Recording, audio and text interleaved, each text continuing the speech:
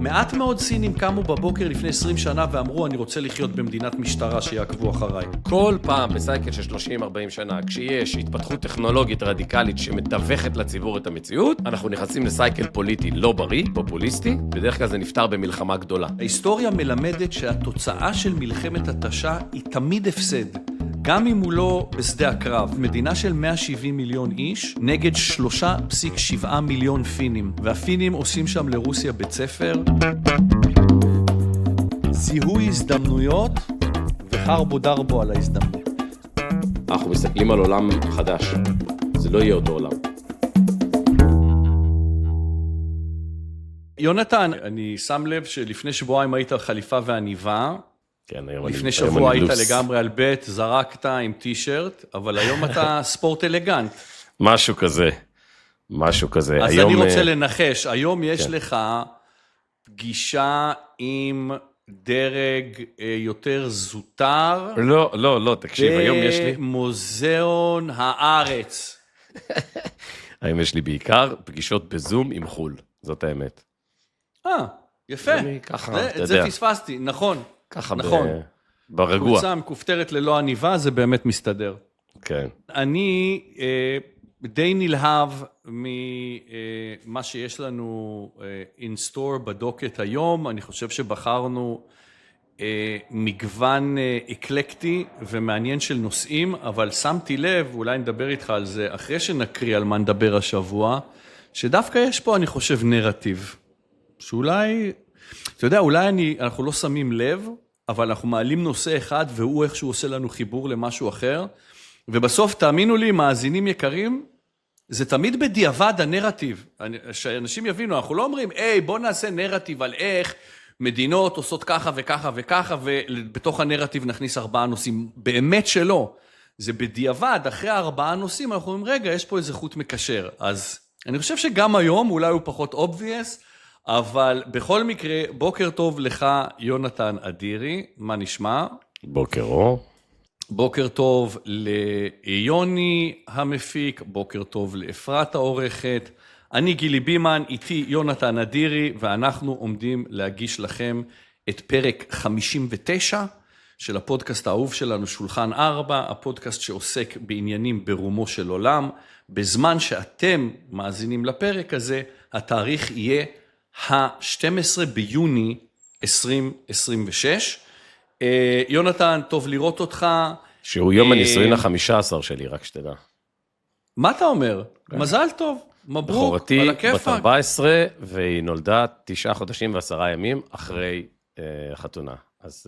וואלה, כי רציתי להגיד איזו בדיחה של, כן, זה יום הנישואין, הבת שלי בת 17, זה יום הנישואין ה-15 שלי. אתה יודע מה? אבל היום, לדעתי כל חתונה שנייה, קלה בהיריון. זאת אומרת, כמעט תמיד, אני נתקלתי בזה פעמיים, האירוע הזה שהזוג אומר, לא מעניין אותנו, לא מעניין אותנו, לא מעניין אותנו, ואז שיש הריון, הזוג אומר, רגע, אולי כדאי למסד את זה, ואם הזוג לא אומר, אז ההורים אומרים, ואם ההורים לא אומרים, אז הסבתא עם הצ'ק אומרת, זה רק לדירה, קודם תתחתנו ואחרי זה נדבר. אז יופי, יונתן, אתה עשית את הכל by the book, אני מאוד גאה בך. יונתן, על מה נדבר? סחי all the way, חביבי. לא, יפה מאוד. אם כבר לעשות, אז לעשות כמו שצריך. על מה נדבר השבוע, יונתן? נתחיל באייטם ארוך, אני רוצה להיכנס אליו. נתחיל במה שנראה כמו דעיכה של אימפריה. אך לפני 10 שנים, רוסיה הייתה האויב מספר 1 של ארצות הברית, אימת המערב והסיבה דה פקטו במנדט לקיומה של נאטו. והיום אנחנו רואים שרוסיה לא מצליחה לנצח יריבה, חבר'ה עם צבא שגודלו 10 משלה באוקראינה, אבל אנחנו לא נדבר על המלחמה באוקראינה, נדבר על הכל חוץ מהמלחמה באוקראינה. אנחנו נדבר על השחיקה המאוד מאוד ברורה במעמדה של רוסיה כמעצמה אזורית. צרות בצ'צ'ניה עם רמזן קדירוב, אוטוטו זיכרון צדיק לברכה, הפסד צבאי בארמניה, אין דרך אחרת להגדיר את זה, בגידה באיראן, גם את זה אין דרך אחרת להגדיר, ועכשיו גם 5 אסטניות עושות פוזות, וממש לא שרות למרותה של מאמה רוסיה. נדבר על מה קורה שם בסביבה ונזכיר שההיסטוריה מלמדת שהתוצאה של מלחמת התשה היא תמיד הפסד, גם אם הוא לא בשדה הקרב. לאייטם השני שלנו נשאר בצפון הקר, אבל בהמספירה המערבית של כדור הארץ, ונדבר על אירוע שולי לכאורה. תושבי מחוז אלברטה שבקנדה מחליטים שהם הולכים למשאל עם, לא טוב להם, והם רוצים להיפרד מממשלת קנדה הפדרלית, שלטענתם מבזבזת את המיסים שלהם על עניינים לא קשורים, שזו מילה עדינה למהגרים אולי, אבל חשבתי שנצלול לתוך תופעה די חדשה. ממתי מדינות, מחוזות, קנטונים, מבקשים עצמאות? אם המאה ה-20 הייתה מאה של איחודים לאומיים, אין ספק שאנחנו בהיפוך מגמה, והעשורים האחרונים הם בסימן של התפרקויות לאומיות. אז מאלברטה, דרך קטלוניה ועד לטקסס, נדבר על הכל. נמשיך עם תוצאות הבחירות לראשות עיריית לוס אנג'לס. לא שאכפת לנו במיוחד מי ינהל את העיר, אבל שמנו לב, ביחד עם מנהלי קמפיינים אני בטוח בכל העולם, איך מועמד חסר סיכוי, גם רפובליקני, גם שמרן, גם חסר ניסיון, מגיע כחוט השערה מלעבור בסיבוב הבא בבחירות בעיר הכי ליברלית בעולם. ומה שהזניק את ספנסר פרט בקמפיין הזה, היה סרט AI, סטייל בטמן. נדבר על האימפקט הבלתי רגיל שיש דווקא לכלי הזה, ל-AI בבחירות, כי שימו לב, לפוליטיקאים אין סימן רשום או זכויות יוצרים על הדמות שלהם, הם נחשבים רכוש הציבור. אז ננתח קצת את מה זה אומר מבחינה קריאטיבית ומבחינת האימפקט שזה עושה על תודעה של אנשים שעומדים להצביע. לסיום, ננסה לבחון שאלה עקרונית או מוסרית. מה המחיר שאנחנו מוכנים לשלם באובדן פרטיות עבור הגברת הביטחון האישי שלנו? ויותר מזה, האם אנחנו יכולים לשלוט במדרון החלקלק כשאנחנו מרשים שיהיו מצלמות ברחובות כדי לתפוס עבריינים ופושעים, האם לא נסיים בקבלת כנס ב-SMS כשחצינו כביש ריק באור אדום באחת בלילה? בסין זה כבר קרה. בארצות הברית אולי זה קורה. יהיה נחמד לדון בזה, יונתן, כי אני לא לגמרי בטוח מה דעתי בנושא. ואני מציע אולי שתספר לנו מה חדש בשכונה לפני שנעשה חסות ונמשיך הלאה. מה אתה אומר? אפשר. אני אהיה מאוד קצר היום. בשמחה, כי אף אחד לא יודע בדיוק מה קורה, אז אנחנו צריכים highlights. היה לי איזה זמן לחשוב, אני אספר שני דברים. אחד, יש לי איזה כותרת לדבר הזה, בין דינוזאורים, חביתות והאיום האיראני. זה היה המחשבות שלי השבוע. אני חושב שהמחשבה שאיראן מתעסקת עם ישראל, שאנחנו לב הסיפור ומרכז האירוע היא לא נכונה. אנחנו בעצם רואים אירוע כמו שקרה עם הדינוזאורים. רוצה לומר, כשהיה את האירוע שבעצם גרם להכחדה של הדינוזאורים הגדולים, הכבדים שהלכו על שני סוגים אחרים של דינוזאורים, נשארו איתנו עד היום. אלה שידעו להיכנס למים. תנינים, רגע, תנינים, וקימודו דרגונס. כן, זה סוג אחד, אלה שהיו נמוכים וידעו גם להיכנס למים, והסוג השני זה העופות. בעצם כשאתה אוכל חביתה, אתה בעצם אוכל דינוזאור, כן? וזה בדיוק מה שקורה עכשיו, כמו בטבע. הדינוזאורים האיראנים, המולות הישנות, מתו, נכחדו, הם לא שם. ועכשיו העופות, בסדר, הדור הבא מתחכך במציאות. תסתכל, הישראלים היום, אנחנו כולנו, בגלל ה-17 שעות של המלחמה, וחושבים שזה הכל איראן מול ישראל, זה לא נכון. היום ארצות הברית פגעה פעם שנייה באיראן, בהכרזה של הנשיא טראמפ, הם פגעו באתר גרעין קוריאני שעובד באמירויות, במל"ט מאוד מדויק, עד כדי שהשבוע הסוכנות הבקרה לאנרגיה אטומית אמרה, שמאוד ברור שהאיראנים אותתו שהם יכולים לגרום לנזק של קרינה רדיואקטיבית. הם פוגעים בבחריין, הם פוגעים בכווית, זאת אומרת, זה לא אירוע ישראלי-איראני, זה אירוע של אבולוציה, זה אירוע שבו הם בעצם מנסים, הדור החדש של הדינוזאורים האיראנים מתו, והדור החדש מנסה להתחכך בכל הזירה. בהרבה מובנים אפשר להגיד על איראן היום, שהיא דומה לישראל של 8 באוקטובר. חטפה פצצה מאוד רצינית, ועכשיו היא מוכנה להתחכך כדי לגבש תפיסה חדשה. זה רגע אולי אמירה ראשונה, ואמירה שנייה, היה לי איזשהו ויכוח עם ברק רביד השבוע באולפן בטלוויזיה, הוא סיים אנליזה, ככה סוג של הצטדק על זה, שהוא אמר שישראל לא תתקוף באיראן, כי טראמפ אמר לנתניהו שבשום פנים ואופן לא יתקוף, היה לו סקופ יפה על הדבר הזה, אבל כמובן ישראל תקפה באיראן, והיום האמריקאים תוקפים באיראן. בכל אופן הוא סיים את הסינק, בזה שהוא אמר, גורם בבית הלבן אמר לי, דבר יפה, האינטרס הפוליטי של טראמפ הוא שהמלחמה תסתיים כמה שיותר מוקדם, והאינטרס הפוליטי של נתניהו שהיא תיארך ככל שניתן, ובזה הוא סיים את הדיווח. ואני אמרתי באולפן, חברים, זה לא רציני. זה לא רציני, זה לא עובד ככה. הרי אם טראמפ היה באמת רוצה לסיים את האירוע בגלל עניין פוליטי, אז הוא כבר היה מוותר על הגרעין, והיה מוותר על כל דברים, סוגר את האירוע ומכריז ניצחון. עכשיו, הוא לא עושה את זה. היום אנחנו גם רואים 48 שעות אחרי, שלא רק שהוא לא עושה, הוא גם תוקף באיראן. כלומר, התזה הזאת, שכאילו זה הכל פוליטי, האם יש הקשרים פוליטיים? ברור. אבל שהכל פוליטי, וזה הכל המונדיאל, וכל מיני קשקושים כאלה, מי שמספר לכם את הסיפור הזה, פשוט אל תקנו את הסחורה הזאת. זה גיאופוליטיקה של עומק, יש פה סוגיות גרעין עמוקות, יש פה כל מיני דברים, אין פה פרמטר אחד שמסביר את הכל. בחירות או זה פשוט לא עובד ככה. זו סיטואציה נורא נורא מורכבת, ואולי נקודה האחרונה, הסקרים האחרונים אחרי הג'רימנדרינג בארצות הברית מראים שיש סיכוי שטראמפ גם מחזיק את הקונגרס אחרי הבחירות האלו, אחרי המידטרמס. זאת אומרת, זה לא כן. ברור שהוא יפסיד, בדרך כלל אגב נשיאים מפסידים במידטרם את בית הנבחרים, לא ברור בכלל שהוא יפסיד, עד עכשיו רוב המועמדים שהוא תומך בהם ונותן להם אנדורסמנט מנצחים, אפרופו ספנסר פרט שנדבר עליו, אז שלושת הדברים שאני רואה, אחד, דינוזאור עם חביתות והאיום האיראני, צריך לחשוב על זה, זה לא רק קשור אלינו, זו אבולוציה הרבה יותר גדולה ורחבה. שתיים, הסיפור של לקרוח את הכל בפוליטיקה, אל תקנו את הסחורה הזאת, היא לא נכונה, זה אירוע מאוד מורכב ומשמעותי. ושלוש, לא בטוח שטראמפ מפסיד את הבחירות באמצע, כמו שזה נראה כרגע, ואני חושב שזו דינמיקה כן משמעותית, איך הוא יסיים, ואם יש לנו ליים דק החל מנובמבר, זה מאוד מאוד ישפיע על ישראל. אתה יודע מה, אולי עוד איזו נקודה על התפתחות שקורית השבוע, זה דיווחים שמגיעים ממשרד הביטחון, מנכ"ל משרד הביטחון, אמיר ברם, והצוות שלו, עמוק באירוע של המשא ומתן להחלפה של הסיוע האמריקאי, של 4 מיליארד דולר, במודל חדש לגמרי של השקעה משותפת, מה שדיברנו עליו בפוד לפני זה, לדעתי 20 פרקים, אז זה ממש קורה. השבוע פרסמו תמונה יפה של שני צוותי המשא ומתן ביחד, זה לא יהיה מיליטרי אייד, שאנחנו מקבלים מהאמריקאים, מה שגם כנראה יעזור טיפה להרגיע את שני האגפים הקיצוניים בשמאל והימין האמריקאי על הסיוע הצבאי לישראל. זה יהפוך להיות השקעה משותפת, בעיניי התפתחות ממש טובה, טוב שהצוותים במשרד הביטחון על זה, הרבה לפני הזמן, הרבה לפני המועד, שזה 2028, טוב לראות ששם יש עדכון גרסה מאוד מאוד נדרש. כן, אני חושב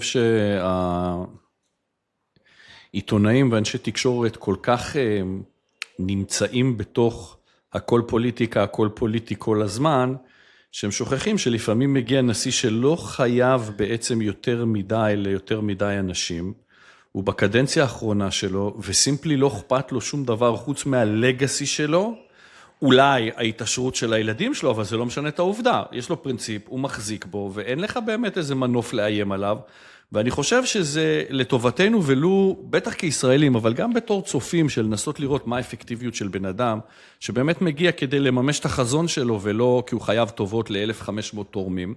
זה גם זה, אבל גילי, רגע, זה עוד דבר, ואני חושב שפה זה פידבק שאתה גם מקבל, שאנחנו מדברים מדי פעם, אני מקבל גם על שולחן 4, במדיה המסורתית יש צורך בסינק של דקה, שכאילו מנסה לייצר, הנה סיבה ותוצאה, הנה, זה גורם לזה, הנה, זה הדבר שגרם לזה. זה פשוט לא ככה. גם אם הוא רוצה את הלגאסי והכל, כן? זאת אומרת, זה לא ככה, שום דבר במציאות אין לו קשר סיבתי בודד, וכשאתה מנסה לעשות את הרידוד, הוא קיבל את ההחלטה כי יש פריימריז, הוא קיבל... זה פשוט אף פעם לא נכון. והצורך לייצר הסבר סיבתי שטחי כזה, שזה גרם לזה, ועוד בזמן אמת, כן? לא תגיד שחודשיים אחר כך בודקים, ואז אפשר באמת לנסות להבין סיבתיות טוב יותר. בעיניי זה חשוב, וזה גם למאזינים שלנו, אנחנו מתחייבים כל הזמן, לא לנסות לרדד ולהיות, לקשקש. לתת את כל התמונה, שכל אחד יחליט איך הוא לוקח משם. כן, טוב, תודה על העדכון הזה. ימים יגידו, אני כבר, אתה יודע, ימים הופכים לשבועות, אבל עוד פעם, אולי זה באמת משרת את ישראל, שהזמן עושה את שלו. בוא נעשה חסות ונמשיך. הפודקאסט שלנו, יונתן, מוגש בחסות אקוסאפ. וואלה, כולנו רוצים יותר אנרגיה במהלך היום, אבל לפעמים הגוף פשוט צריך את חומרי הגלם הנכונים.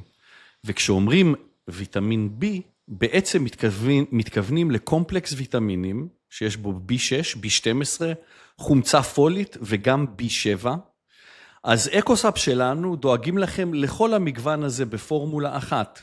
אקוסאפ B קומפליט, שילוב של ויטמיני B החשובים להפקת אנרגיה מן המזון, לתפקוד מערכת העצבים ולבריאות הכללית שלנו. התוסף בעצם מתאים לכל קבוצות הגיל וגם לצמחונים וטבעוניים כמובן. מן המוח ועד לשרירים, ויטמיני B משתתפים בעשרות תהליכים חיוניים שמניעים את הגוף שלנו בכל יום.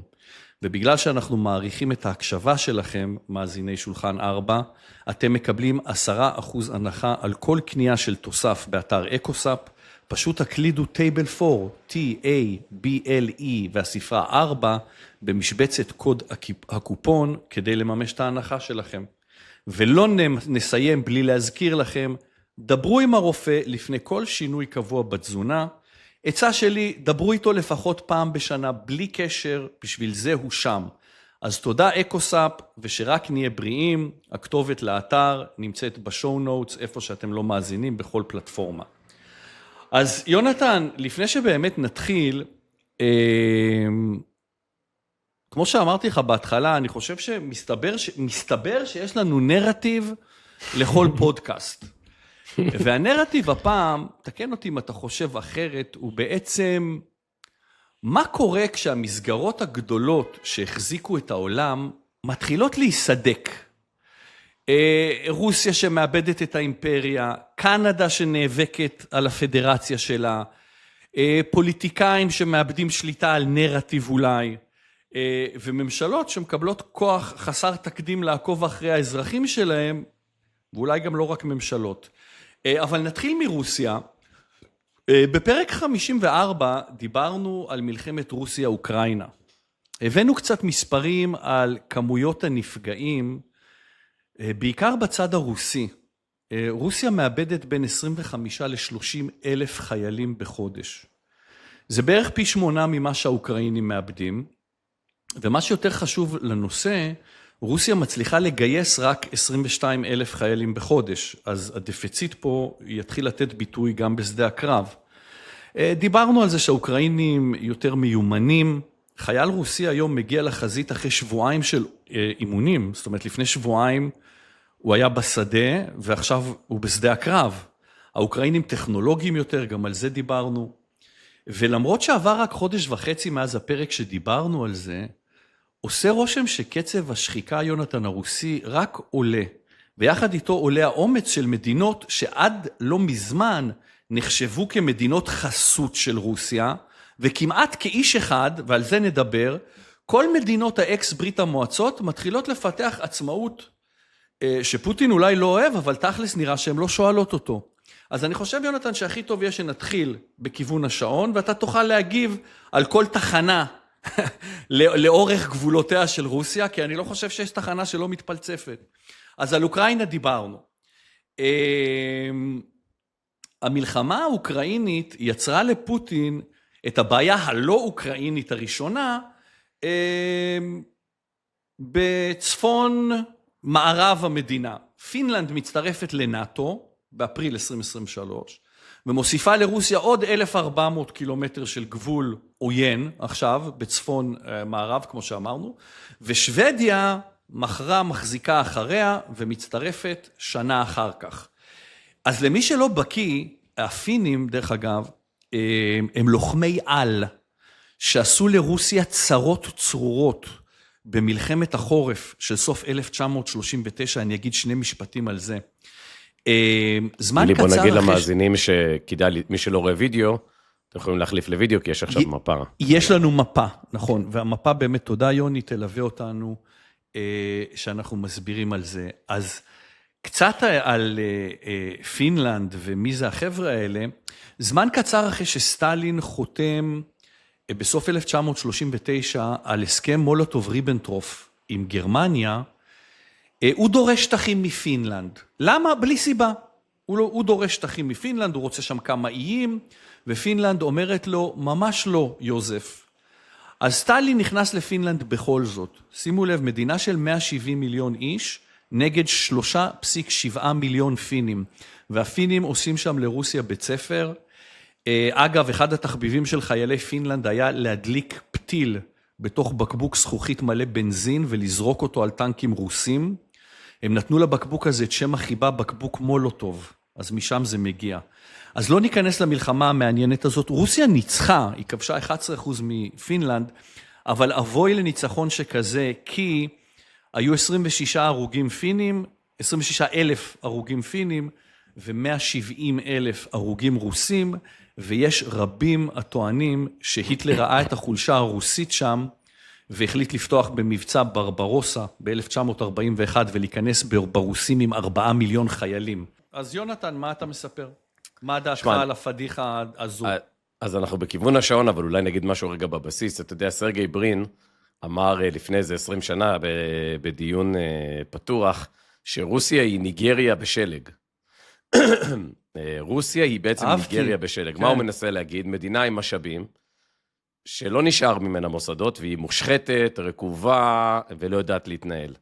ואני חושב שמה שפוטין עושה בשנים האחרונות, הוא ממש גורם לאמירה הזאת של סרגי ברין להיות אמיתית. אחרי שהוא נלחם בזה, מ-2005 עד בוא נגיד 2020, בנה את סקולקובו, שזה אזור כזה כמו סיליקון ואלי של מוסקבה, והשקיע באקדמיה, ועשה מלא מלא דברים, איפשהו הוא בעצם התמסר לרעיון של להפוך את רוסיה לניגריה בשלג, וזה מה שאנחנו רואים לאט לאט בסלו מושן. את רוסיה הופכת לניגריה בשלג. והאמירה לגבי פינלנד, נחבר למה שאמרנו לפני כמה פרקים, לאירוע של ציר הניווט הצפוני. זה לא אירוע קטן שפינלנד, זה לא רק שהיא נהיית יריבה, זה שנאטו עכשיו יש לה אחיזה בנקודת המוצא של המים המופשרים, נגיד 100 ימים בשנה, בציר הניווט הצפוני. זה אירוע אסטרטגי ממש, זה לא רק המסה של האדמה שם, של הגבול, שעכשיו הפכה להיות עוינת, אלא גם כל המדף הימי, היבשתי והימי, כאילו הזכויות הימיות. אז רוסיה הכניס את עצמה לבלנדר גם 20-30 שנה קדימה, אם באמת תהיה הפשרה של המים הצפוניים, וזה יהפוך להיות נתיב סחר משמעותי כמו שהיא בונה על זה, היא תפגוש את נאטו בקצה, אז לפחות בציר הצפון מערבי, זה לא רק עניין של הגבול היבשתי, זה גם עניין יותר גדול.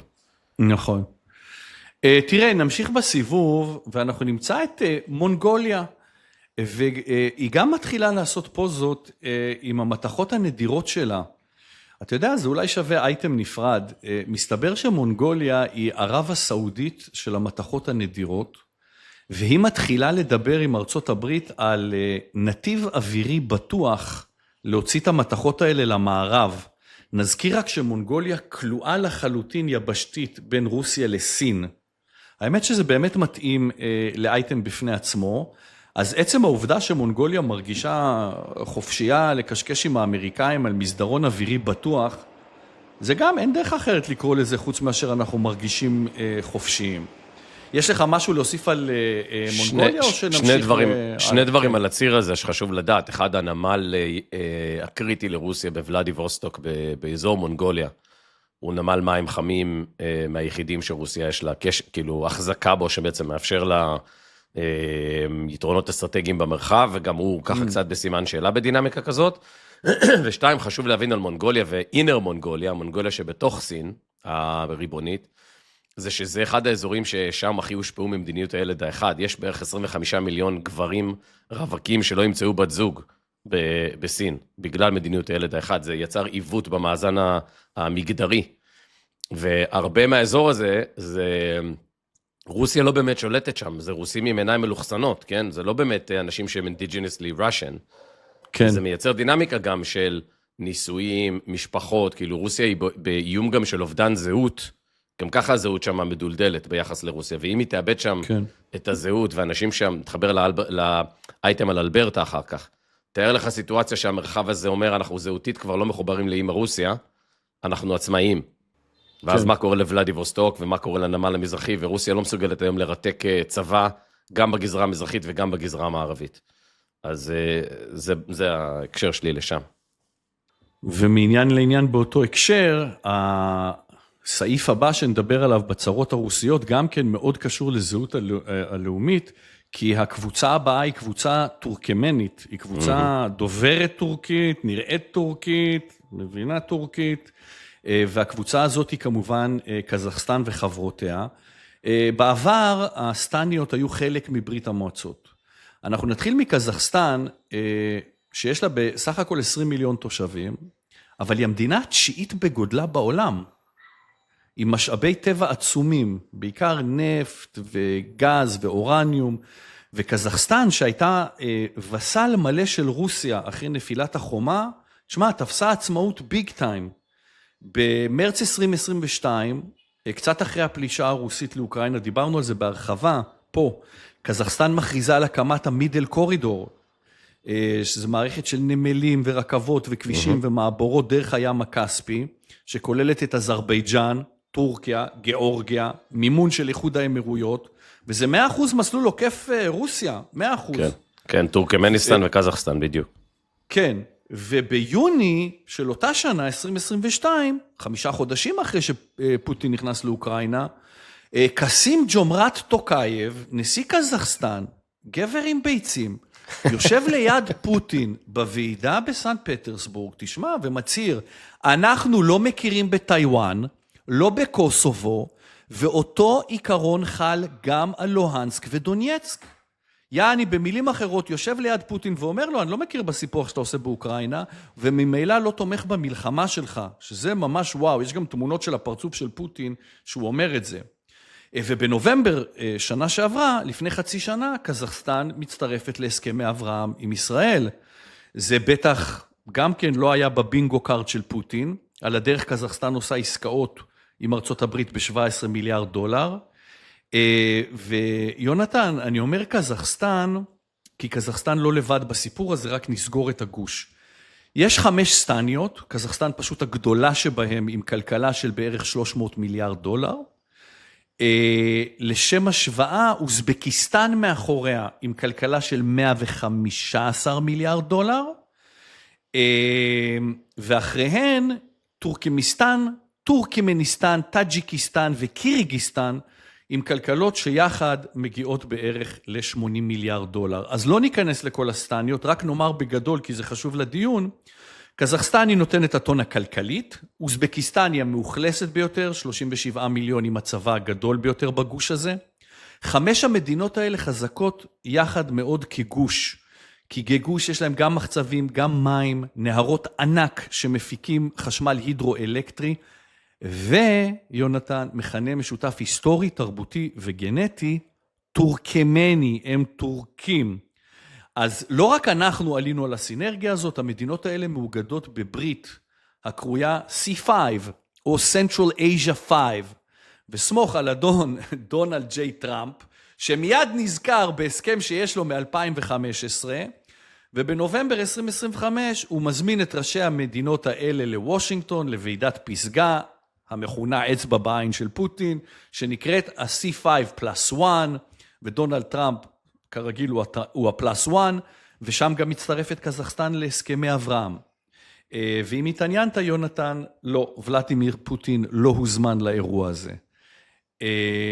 וזה באמת אירוע גדול, כי אי אפשר להמעיט בערך ושווי המחצבים, ואם אתה רוצה, יונתן, אתה יכול גם אולי להגיד משהו שקראתי, אתה בטח בקיא יותר ממני, לא יודע אם זה קונספירציה או לא, כנראה שלא, אבל המערב מרשה לסטניות, אין מגבלות יבוא על הסטניות, ואני מזכיר לכם שרוסיה היא תחת סנקציות מאז המלחמה, אבל אין שום בעיה לקזחסטן להעביר מסעיות של סרברים וסחורה והכל, ויש לי הרגשה, או לפחות ככה התיאוריה אומרת שהמערב יודע, ושלמערב לא אפילו לא אכפת לו שרוסיה קונה את הדברים האלה, כי מי שמממן את הדיפלומטיה הזאת זה דם של חיילים אוקראינים צעירים, והמערב הוא בסדר כל עוד זה מחליש את רוסיה, אבל יש פה עוד איזה יתרון קטן שמגיע בדלת האחורית, הסטניות מתחילות ממש לחבב את כל היתרון הזה שיש להם על רוסיה, אתה רוצה שרתים ואלקטרומגנטים ושנאים וחומרי גלם, אתה יודע מה, ולדימיר? בסדר, אני אעביר לך כמה מסעיות. זאת אומרת, איזה כיוון זה מקבל, לא, לגמרי, הקטע האחרון, יש ממש דאטה על זה, על היבוא, הסחר בין האיחוד האירופאי לקירגיסטן, שאתה יודע, עלה באיזה 1,000% מאז לפתע קירגיסטן היא מדינה שמאוד חובבת סרברים, כן. לא רק סרברים, גם לואי ויטון. לקוחה השנייה הכי גדולה של אינווידיה. כן, לואי ויטון. אז אני אהיה קצר, כי יש לנו עוד להשלים את כל המעגל, אבל אני זכיתי לפגוש כמה פעמים את נזרבייב, הקודם של טוקייב, שהוא האיש שבעצם ילד את קזחסטן המודרנית, כאילו שאחרי ברית המועצות, מדינה אגב מדהימה, טיילתי שם הרבה, אנשים מגניבים, יש שם שתי ערים, אחת עיר ישנה, אלמטי, האנשים הכי מגניבים בעולם. יש שם, זו מדינה באמת ענקית, אבל היא לא מאוכלסת, כאילו, יש שם ערבות. 20 מיליון איש, כן. הסטפ, מה שנקרא, הסטפ, הערבות הענקיות שם. כן. אם מי שרוצה לקרוא, יש ספר, זה ספר סיפורת, שנקרא והיום איננו קלה, על איזה קבוצה של קזחים שמחזיקים תחנת רכבת חשובה באמצע הסטפ, ואיך החיים שלו, אתה יודע, שום דבר לא זז. כאילו, ספר משוגע. קזחסטן היא גם האימא של בייקנור קוסמודרום, הקאן שיגור הגדול, הנאסא, הקייפ קנברל הסובייטי יושב בקזחסטן, מדינה מאוד מאוד קריטית. היית באסטנה, אני מניח. אסטנה זה אחד המקומות ההזויים, באמת, אחד המקומות, זה עיר כזאת, אתה יודע, כמו מסרט של בורת, כאילו, רבתנית, אבל זה עם מגניב ומיוחד. ואני לא יודע אם אתה יודע, יונתן, אסטנה היא גם העיר היחידה, שנתנה חסות לקבוצת טור דה פרנס, כי למה לא? לא הכרתי את זה גדול. כן, כן, קבוצת אסטנה. אני מאוד אוהב את הקזחים, אנשים ממש מעניינים, ואני אגיד לך רגע עוד שני דברים קצרים, אז אני רוצה לדבר על אזרבייג'ן, אם לא, אז אני אגיד מילה על זה, אבל טורקיה מבינה את האירוע הזה היטב, והיא ממש עובדת עכשיו על העמים הטורקמניים. 4 מה-5 סטניות חזרו לכתב טורקמני ולא קירילי בשנתיים האחרונות. אתה יודע, כל מיני דברים כאלה שבעצם, אם במזרח רוסיה מאבדת את הזהות למונגוליאן, אתה יודע, דיינמיקס הזה, במרחב הזה היא מאבדת את זה לטורקיה. אגב, זה הפוך, כן? טורקיה נולדה מהעמים הטורקמנים. זאת אומרת, הכיבוש הטורקי נבע מהעמים טורקים שבאו מהאזור הזה.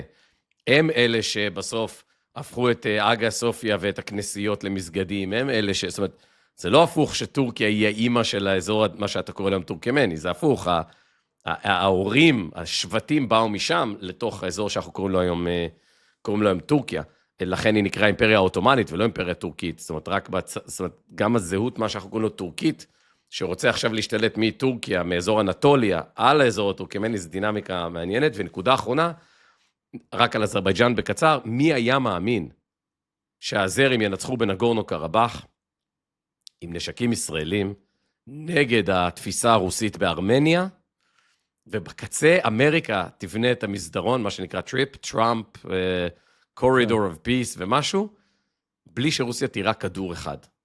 כן. זה פשוט מדהים, הפשיטת רגל הכי גדולה של רוסיה, בהיבטי כאילו העוצמה שלה, זה באזרבייג'ן, לפחות לדעתי. אז לא, מאוד התחברת לי באמת עם התחנה האחרונה, שהיא אחרונה על ציר סיבוב השעון, אבל לדעתי הראשונה בחשיבותה, מתחבר בדיוק למה שאתה אומר, וזו ארמניה. כי סיקרנו בהרחבה, עשינו אייטם על מלחמת ארמניה-אזרבייג'ן, בדיוק מה שאתה אומר, ומה שהיה בפועל היה באמת כיבוש אזרבייג'ני של נגורנו קרבאח, מארמניה, ומה שקרה שם זה שהצבא הרוסי אשכרה ישב על הנגמשים ואישן סיגריות, בזמן שהאזרבייג'נים השתלטו על החבל שרוסיה אמורה להגן עליו בשם ארמניה. ואני אומר שארמניה הכי חשובה בכל האייטם והסיפור הזה, כי אחרי המלחמה הזאת בנגורנו קרבאח, בספטמבר 2023, היה ברור לכל מדינות האזור שאי אפשר לסמוך על הרוסים בשום פנים ואופן. ומאז ארמניה בשיחות עם אירופה, וג'יי די ואנס מבקר את ראש ממשלת ארמניה, ניקול פנישיאן, ומסכמים איפה יעבור מסדרון הסחר החדש בקווקז, הטריפ שדיברת עליו יונתן. על הדרך ארמניה גם תרכוש כור גרעיני מארצות הברית, שזה הכוונה היא להפחית את התלות שלה בגז הרוסי. אז אני חושב שאתה צודק שזה אם כל חטאת. כשאתה בונה אימפריה אזורית על הפחדה והגנה, ולא על קשרים מסחריים, כלכליים, חברתיים, העלאת רמת חיים ודמוקרטיה. והוספת ערך. והוספת ערך, זה בסדר גמור עד שאתה מפשל. כי ברגע שאתה מפשל, וואו, ברגע שהדלת נפתחה, כל העכברים יברחו החוצה. זה יותר מזה, אני יכול להגיד לך, אני היה 2007, עבדתי לאיזה חודש בקמפיין לראשות עיריית קייב. זה היה שיא הכוח של פוטין אז, 2007, 2008, 2009. תגיד שנייה, עצור, אתה מוכן להגיד את המשפט הזה עוד פעם? כן, עבדתי חצי שנה עם צוות שעושה קמפיינים פוליטיים באירופה, לפני שהתחלתי לעבוד עם שמעון. תגיד לי, אתה פשוט מאגר בלתי נדלה של הפתעות. אז תשמע. עבדת חצי שנה כן, אז חוץ מזה, אז אני אספר לך, עבדנו עם מועמד עצמאי שהלך נגד המועמד של רוסיה. הייתה אז טימושנקו, יוליה טימושנקו, והיה לה מועמד קליצ'קו, שהיה, לא יודע אם אתה זוכר אותו, היה מתאבק. הוא היה נראה כמו הדמות הרוסית הזאת מהזה. כן, אז אחי, ואני לא זוכר. אנחנו עבדנו עם מועמד עצמאי, ורוסיה כל כך הייתה מושקעת בקמפיין הזה של קייב, שאי אפשר היה לקנות זמן אוויר ברדיו בכלל, מרוב שכולם פחדו לתת כאילו פרסום למועמד הלא רוסי. שתבין כמה היא החזיקה, ועבדתי בכמה מדינות באירופה שלרוסיה היה בהם אינטרס, שם זה היה ממש כאילו מדינת חסות. והשליטה הרוסית, אגב, זה הביא את זה לזה שבסוף כמעט נעצרתי שם בשדה תעופה, ביליתי 24 שעות על ספסל שם וגירשו אותי מהטרמינל, בגלל שלא היה לי ויזה, עזוב, הזיות. באמת חוויות היו לי שם. אבל הנה, אמרת על ניקול פשיניאן, רוסיה השקיעה מלא כסף בחודשיים האחרונים, כדי שהוא לא ייבחר שוב, כי הוא הגיע להסכם, והוא נסע לארצות הברית, לוועידה המפורסמת וזה, והוא נבחר שוב, ואפילו ברוב קולות. זאת אומרת, כולם רואים שרוסיה חלשה. רואים את זה בצינור גז, בעסקה עם סין, שהיא נקובה ביואן, שזה ממש כאילו לקנות נפט גז בחינם.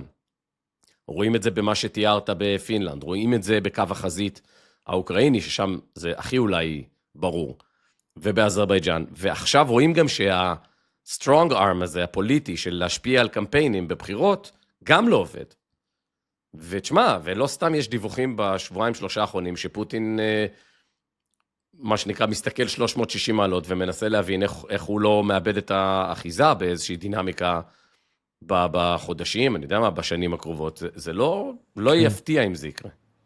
תרשה לי גם רק להוסיף לרשימת צרותיו של ולדימיר פוטין, אז אתה אמרת, זה 100% נכון, המבוכה שסין שהייתה פעם שותפה, היא היום לחלוטין האח הגדול, היא באמת, אתה סיפרת לנו על זה שהיא סיכמה עם רוסיה על צינור הגז שנקרא כוח סיביר, ושם היא מקבלת, בררתי יונתן, 45% הנחה על המחיר שפוטין מקבל למשל מהונגריה. 45, אבל רגע. כי עכשיו הם באים לדבר על צינור כוח סיביר 2, וסין אומרת גם זה לא מתאים לי.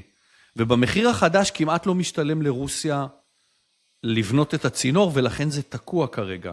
אני רוצה גם לציין שגם האיראנים מרגישים מאוד נבגדים, כי הם תמכו ברוסיה עם אין סוף רחפנים ומה לא, וקיבלו נדה כשהאמריקאים והישראלים תקפו. ונחתום את הרשימה הזו עם משהו שמאוד מעניין, וזה מדינת החסות, צ'צ'ניה. שם יש צרות מסוג אחר. ראש המדינה, רמזן קדירוב, חולה באי ספיקת כליות אנושה. הוא נראה נורא, לא נראה שהוא ישרוד. הוא לא ישתמש ב-Healthy.io בגלל זה, הוא לא נפתח בזמן. אתה יודע למה? למה הוא עושה MMA, הוא נותן מכות לגוויות של פרות, זה לא יקרה לו. כן. הוא מנסה למנות את בנו בן ה-20 כיורש, אבל נחיה ונראה אם הילד יצליח לנהל שם את העסק, כי כל המערכת הצ'צ'נית, בנויה על נאמנות לקדירוב. יש שם זרם אנטי-רוסי, עוד מימי המלחמה האיומה בצ'צ'ניה, ואם הצ'צ'נים יריחו חולשה, אנחנו כולנו זוכרים מה זה אומר, החבר'ה האלה הולכים בלי כפפות ישר לפנים, אז הנה עוד משהו שפוטין צריך לדאוג ממנו. אני גם מזכיר לכם שהחיילים הכי טובים בצבא רוסיה, הם הצ'צ'נים של קדירוב, שהוא שלח אותם פנימה, והוא בעצמו, וואו, הוא באמת חלה מהר. אני זוכר לפני 4 שנים, הוא הלך בראש החיילים, ונכנסו לאוקראינה, ותראה, ועכשיו תראה אותו שוקל, אני יודע, 40 קילו. יונתן, אם אין לך מה להוסיף על זה, אז פוטין גם ישמח מאוד אם נעבור לאייטם הבא, אני חושב. נראה לי, כן. אז כמו שאמרנו, אנחנו נשארים בצפון הקר, אבל לחלוטין עוברים להמספירה המערבית, ולפני כמה ימים, אתה, יונתן, שלחת לי לינק לכתבה, על זה שתושבי אלברטה, שהיא אחת מ10 מחוזות בקנדה, אספו את מספר החתימות הדרוש כדי לבצע משאל עם במחוז, ובו הם יחליטו האם לפרוש מהפדרציה הקנדית, לא פחות. אז ראשית שאלתי את עצמי, האם בכלל מותר להם לעשות כזה דבר? אז התשובה היא כן ולא, כאילו אחרת לא היה לנו אייטם. אבל אני אסביר קצת ברשותך מה הסיפור שם, לפני שניקח את זה לדיון העקרוני, שאני רוצה באמת לנהל איתך. למי שזוכר, בקנדה יש עוד מחוז, ואם הוא זוכר הוא כנראה יותר קרוב לגילי, יש עוד מחוז שנקרא מחוז קוויבק, והמחוז הזה היסטורית מכיל את הקהילה הצרפתית, שהגיעה לקנדה בתחילת המאה ה-17, כשסמואל דה שמפלון ייסד את העיר שכונתה נובל פרנס, צרפת החדשה, והמושבה הצרפתית הזו בשיאה, שימו לב, התפרסה על שטח יותר גדול מאירופה, אבל עם אוכלוסייה של 70,000 איש. מדהים.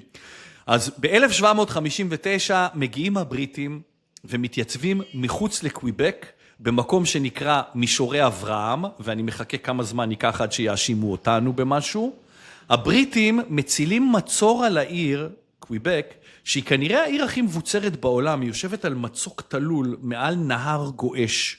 אבל הבריטים מגלים שביל שאפשר לטפס את המצוק, ובלילה אחד 4,500 חיילים בריטים מטפסים למעלה, ומכניעים את הצרפתים במשהו כנראה הקרב הקצר ביותר בהיסטוריה. 15 דקות וקוויבק נכנעת. מה שקרה אחר כך מאוד מעניין, כי אותם 70,000 צרפתים נשארו תחת השלטון הבריטי, אבל לא התבוללו. וקוויבק נשארה מחוז בעל צביון צרפתי. בקיצור, ב-1995, קוויבק מחליטה לעשות משאל עם על פרישה מקנדה. הם רוצים להיות מדינה. זה לא היה חוקי, אבל זה גם לא היה לא חוקי. ואלה, יונתן, אני לא יודע אם אתה יודע, אתה אולי יודע, היו הבחירות עם אחוז ההצבעה הגבוה בהיסטוריה, 93.5%, 50.58 הצביעו להישאר בקנדה, 49.42 רצו לפרוש. הבדל של 54,000 קולות על 4.7 מיליון מצביעים. אז בית המשפט הקנדי לא הייתה לו ברירה, הוא ישב על המדוכה, וכיום החוק הקנדי בעצם אומר שאפשר לעשות משאל עם לגבי פרישה, אבל איך הם כותבים, השאלה צריכה להיות ברורה, הרוב צריך להיות ברור, אין הגדרה למה זה רוב ברור, אבל זה לא משנה כל כך מה זה אומר, כי צריך את ההסכמה של שאר המחוזות, שבעצם המחויבות שלהם היא לשאת ולתת בתום לב על תוצאות המשאל. עכשיו יונתן, צריך להבין, האלברטינים לא שונאים את קנדה. אלברטה הוא אזור עשיר בנפט, 12% מהאוכלוסייה, 16% מהתוצר, ובכל זאת הם מתוסכלים, הם לא רוצים להישאר בקנדה, וכמובן שאנחנו יכולים להגיד את מה שהליברלים בקנדה אולי מסרבים לומר, אלברטה היא מחוז נפט מאוד שמרני, שמצביע למפלגה השמרנית כבר 50 שנה ברציפות. יונתן, הם לא רוצים מהגרים. לא, זה יותר גדול. אני חושב שמה שאמרת על קוויבק והעיר הגדולה מונטריאול, שכולנו מכירים, כאילו שהיא עיר, זה לא סתם איזה מחוז קטן היום, קוויבק. קבע גם דינמיקה קריטית לאיך עושים, ואם אפשר בכלל, בפסיקה של בית המשפט העליון הקנדי. אין דבר כזה כמו בברקזיט, זוכר? 51-49. אז הקנדים אמרו, אין דבר כזה, החלטות כאלה מג'וריות, רוב פשוט כזה לא יכול לעבוד.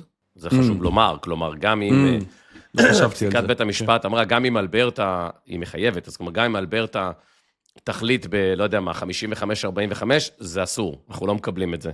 זה סוג החלטה שהיא גם צריכה אישור ברשות המחוקקת, גם אחרי שהייתה החלטה, גם אם זה 55-45, זאת אומרת, וכדי שבכלל זה יעלה לרמת ההחלטה, זה צריך להיות יותר מזה, וזה חשוב, כי אתה חושב על זה היום על הברקזיט, כן? לטוב, לרע, אבל בסוף אחד מכל שני בריטים לא רצה את זה. אז אם אפשר לקבל החלטות כאלה גדולות ברוב, ברוב כזה קטן, הקנדים אומרים שלא. אלברטה יש עוד דבר משמעותי, זה לא רק המהגרים, אתה דיברת על זה באחד הפודקאסטים הראשונים שעשינו, שהמלצת על המניה של הפייפליין, שיורד למפרץ מקסיקו, זוכר? כן, כן. חברה שמשרתת את הצנרת. כן.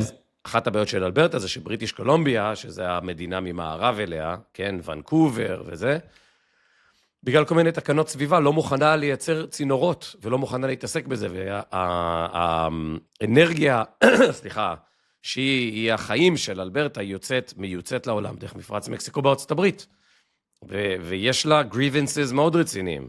עכשיו, ממה שאנחנו רואים בסקרים, כרגע זה כזה רבע להתנתק, ושלושת רבעי לא להתנתק, יש שם כל מיני שאלות על איך מנסחים וכן הלאה, זה יקרה, אם אני מבין נכון, ברבעון הרביעי של השנה, באוקטובר או בנובמבר, הבחירות עצמן, אבל אני חושב שהדבר המשמעותי כאן, וזה חוזר גם לאייטם על רוסיה, זה שם, זה סקוטלנד, זה קטלוניה, זה החיכוך בתוך הפלמים והוולונים בבלגיה, זה שאלת ה-two-state solution, הישראלי, כן, לא, איך, one-state solution, איך אפשר, אם אפשר, כאילו, אנחנו באיזושהי דינמיקה של התפוררות בכל המערכות האלה, אני מחבר לך, ואולי נעשה על זה אייטם בתוכניות הקרובות, את אלברטה לירדן. שאל את עצמך, האם ירדן תשרוד? כש-75 עד כמעט 80% מהאוכלוסייה הם פלסטינים, שאין להם את כל הזכויות, יש שם ממד של אפרטהייד, הם לא יכולים להיות בחלק ממערכות הביטחון, הם לא יכולים למלא תפקידים מסוימים בממשלה, כשמסורתית כל העולם מחזיק את המלך, כולל ישראל, בחיים, כי נוח לנו היציבות הזאת, בגזרה המזרחית, וכשעיראק נפלה, וסוריה וכן הלאה. האם יש עוד מדינות שהיינו שמים אותם על הדוקט, ואומרים, מי עתיד להתפורר, להתפרק ולהפוך להיות משהו אחר? זו שאלה שאנחנו צריכים לשאול את עצמנו. כן. אתה יודע, העניין הזה שאנחנו לא רוצים לממן את השאר, שזה הטענה המרכזית של אלברטה, ואני קודם כל חושד שאתה מציץ לי בנוטס, נראה לי שאתה מציץ לי בפתקים. למה? כי אני בדיוק רשמתי את הדברים האלה. האם יש כאן באמת טרנד? קטלוניה רוצה לעזוב את ספרד, צפון איטליה רוצה להיפרד מהדרום, פלנדריה, כמו שאתה אומר, בבלגיה, אפילו טקסס מדברת על לעזוב את ארצות הברית. ומה שרציתי אולי להתעמק בו קצת, זה מה שאתה התחלת, אני רוצה להמשיך. יש בעצם, זה שינוי תפיסתי אנושי די חדש. התנועות הלאומיות של המאה ה-20 מפנות דרך לתנועות היפרדות. ואני מרגיש שהעניין הכלכלי הוא בעצם איזשהו קוד לזה של, אנחנו מפחדים ממה שקורה מסביב, מפחדים שישתלטו לנו על הבית, סוג של בוא נשים גדרות ונשמור על מה שיש לנו, והאם הקונספט, יונתן, של מדינת הלאום הגדולה מיצה את עצמו? כי, כאילו, אם נסתכל על התנועות הבדלניות של 100 שנים אחורה, יש מסקנה אחת די בולטת. כדי שתנועה בדלנית תצליח, וזה בכל ההיסטוריה, האימפריה צריכה להיות חלשה, נפילת ברית המועצות למשל, או שתהיה מוכנה למהלך. במילים אחרות, בכוח זה אף פעם לא הולך, אף פעם. אגב, ההיפרדות הכי מוצלחת בהיסטוריה הייתה של נורווגיה משוודיה. 1905, נכון. הפרלמנט הנורווגי עושה משאל עם, האם להיפרד משוודיה, שימו לב חבר'ה, 1905. אחרי השביתה הגדולה. נכון, 368,208 בעד, 184 נגד. מעניין אם בית משפט הקנדי היה אומר שזה מובהק. אבל הקטע המעניין הוא ששוודיה פשוט אומרת כן, על הכיפק. איפה זה עוד הצליח? זה הצליח בסינגפור, שבעצם סינגפור נזרקה ממלזיה, לי קוואן יו בכה, כשמלזיה אמרה, אתה לא יכול להיות חלק מאיתנו. צ'כיה וסלובקיה, שתיהם הסכימו להיפרד, ויונתן, אולי להתייחס, איך אתה מסביר את הרעיון הזה של פתאום יותר קטן זה יותר טוב? כאילו, אולי זה בגלל מטריית הגנה כמו נאטו, זאת אומרת, קטלוניה כבר לא מפחדת שיבואו ויכבשו אותה, אז היא אומרת, עזוב, תשאיר את הכסף שלי אצלי. אולי זה בגלל אינטרנט? אני לא צריך תחבורה ולוגיסטיקה של המדינה הגדולה, כשחברות פרטיות כמו אמזון מספקות את כל התשתית הזאת ברמה יותר גבוהה. אני צריכה שדה תעופה קטן, ואני עושה e-commerce איפה שאני רוצה. יונתן, אולי המטבע כבר לא כל כך רלוונטי, כי באירופה הכל ביורו. אז מה אכפת לקטלוניה להיפרד מהדרחמה או מה שהיה בספרד לפני? מה אכפת לה עכשיו? כולם מדברים ביורו, כולם מדברים בדולר. ואולי תדבר איתי קצת על זה, ואולי תנסה לקחת את זה קצת לישראל, כי גם שם יש איזושהי מגמת היפרדות שאני לא בטוח שמתאימה לסטנדרט שדיברנו עד עכשיו. אבל יש לך מחשבות על יותר קטן זה עדיף ולמה זה קורה עכשיו? אני חושב שיש עוד נושא שזה מקופל בתוכו, וזה הנושא של גיוון זה כוח, כאילו כל הרעיון של מולטי-קלצ'רל. נכון. מה שהגרמנים קראו לו מולטי-קולטי, כן? אתה תשמע היום בימין ובמרכז הגרמני, כל הרעיון המולטי-קולטי על זה מת, יש לנו את התרבות שלנו, ואנחנו אוהבים אותה.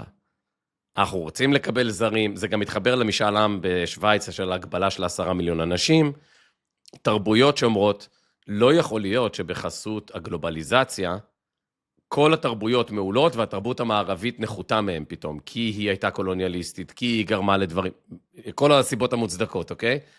אני חושב שחלק מהפושבק הזה, מהתהליך של המולטי-קולטי שב-91 התחיל, כן, של הקריסה של ברית המועצות, אותה רוסיה שהתחלנו איתה, והגלובליזציה וכל התהליך הזה, בסוף סיימנו עם זה שמעליונות תרבות המערב שנכפתה בכוח ובדם, ובאינג'סטיס, באמת בחוסר צדק ועינויים, ודיברנו על צרפת שבוע שעבר ווייטנאם, ללא ספק, אוקיי?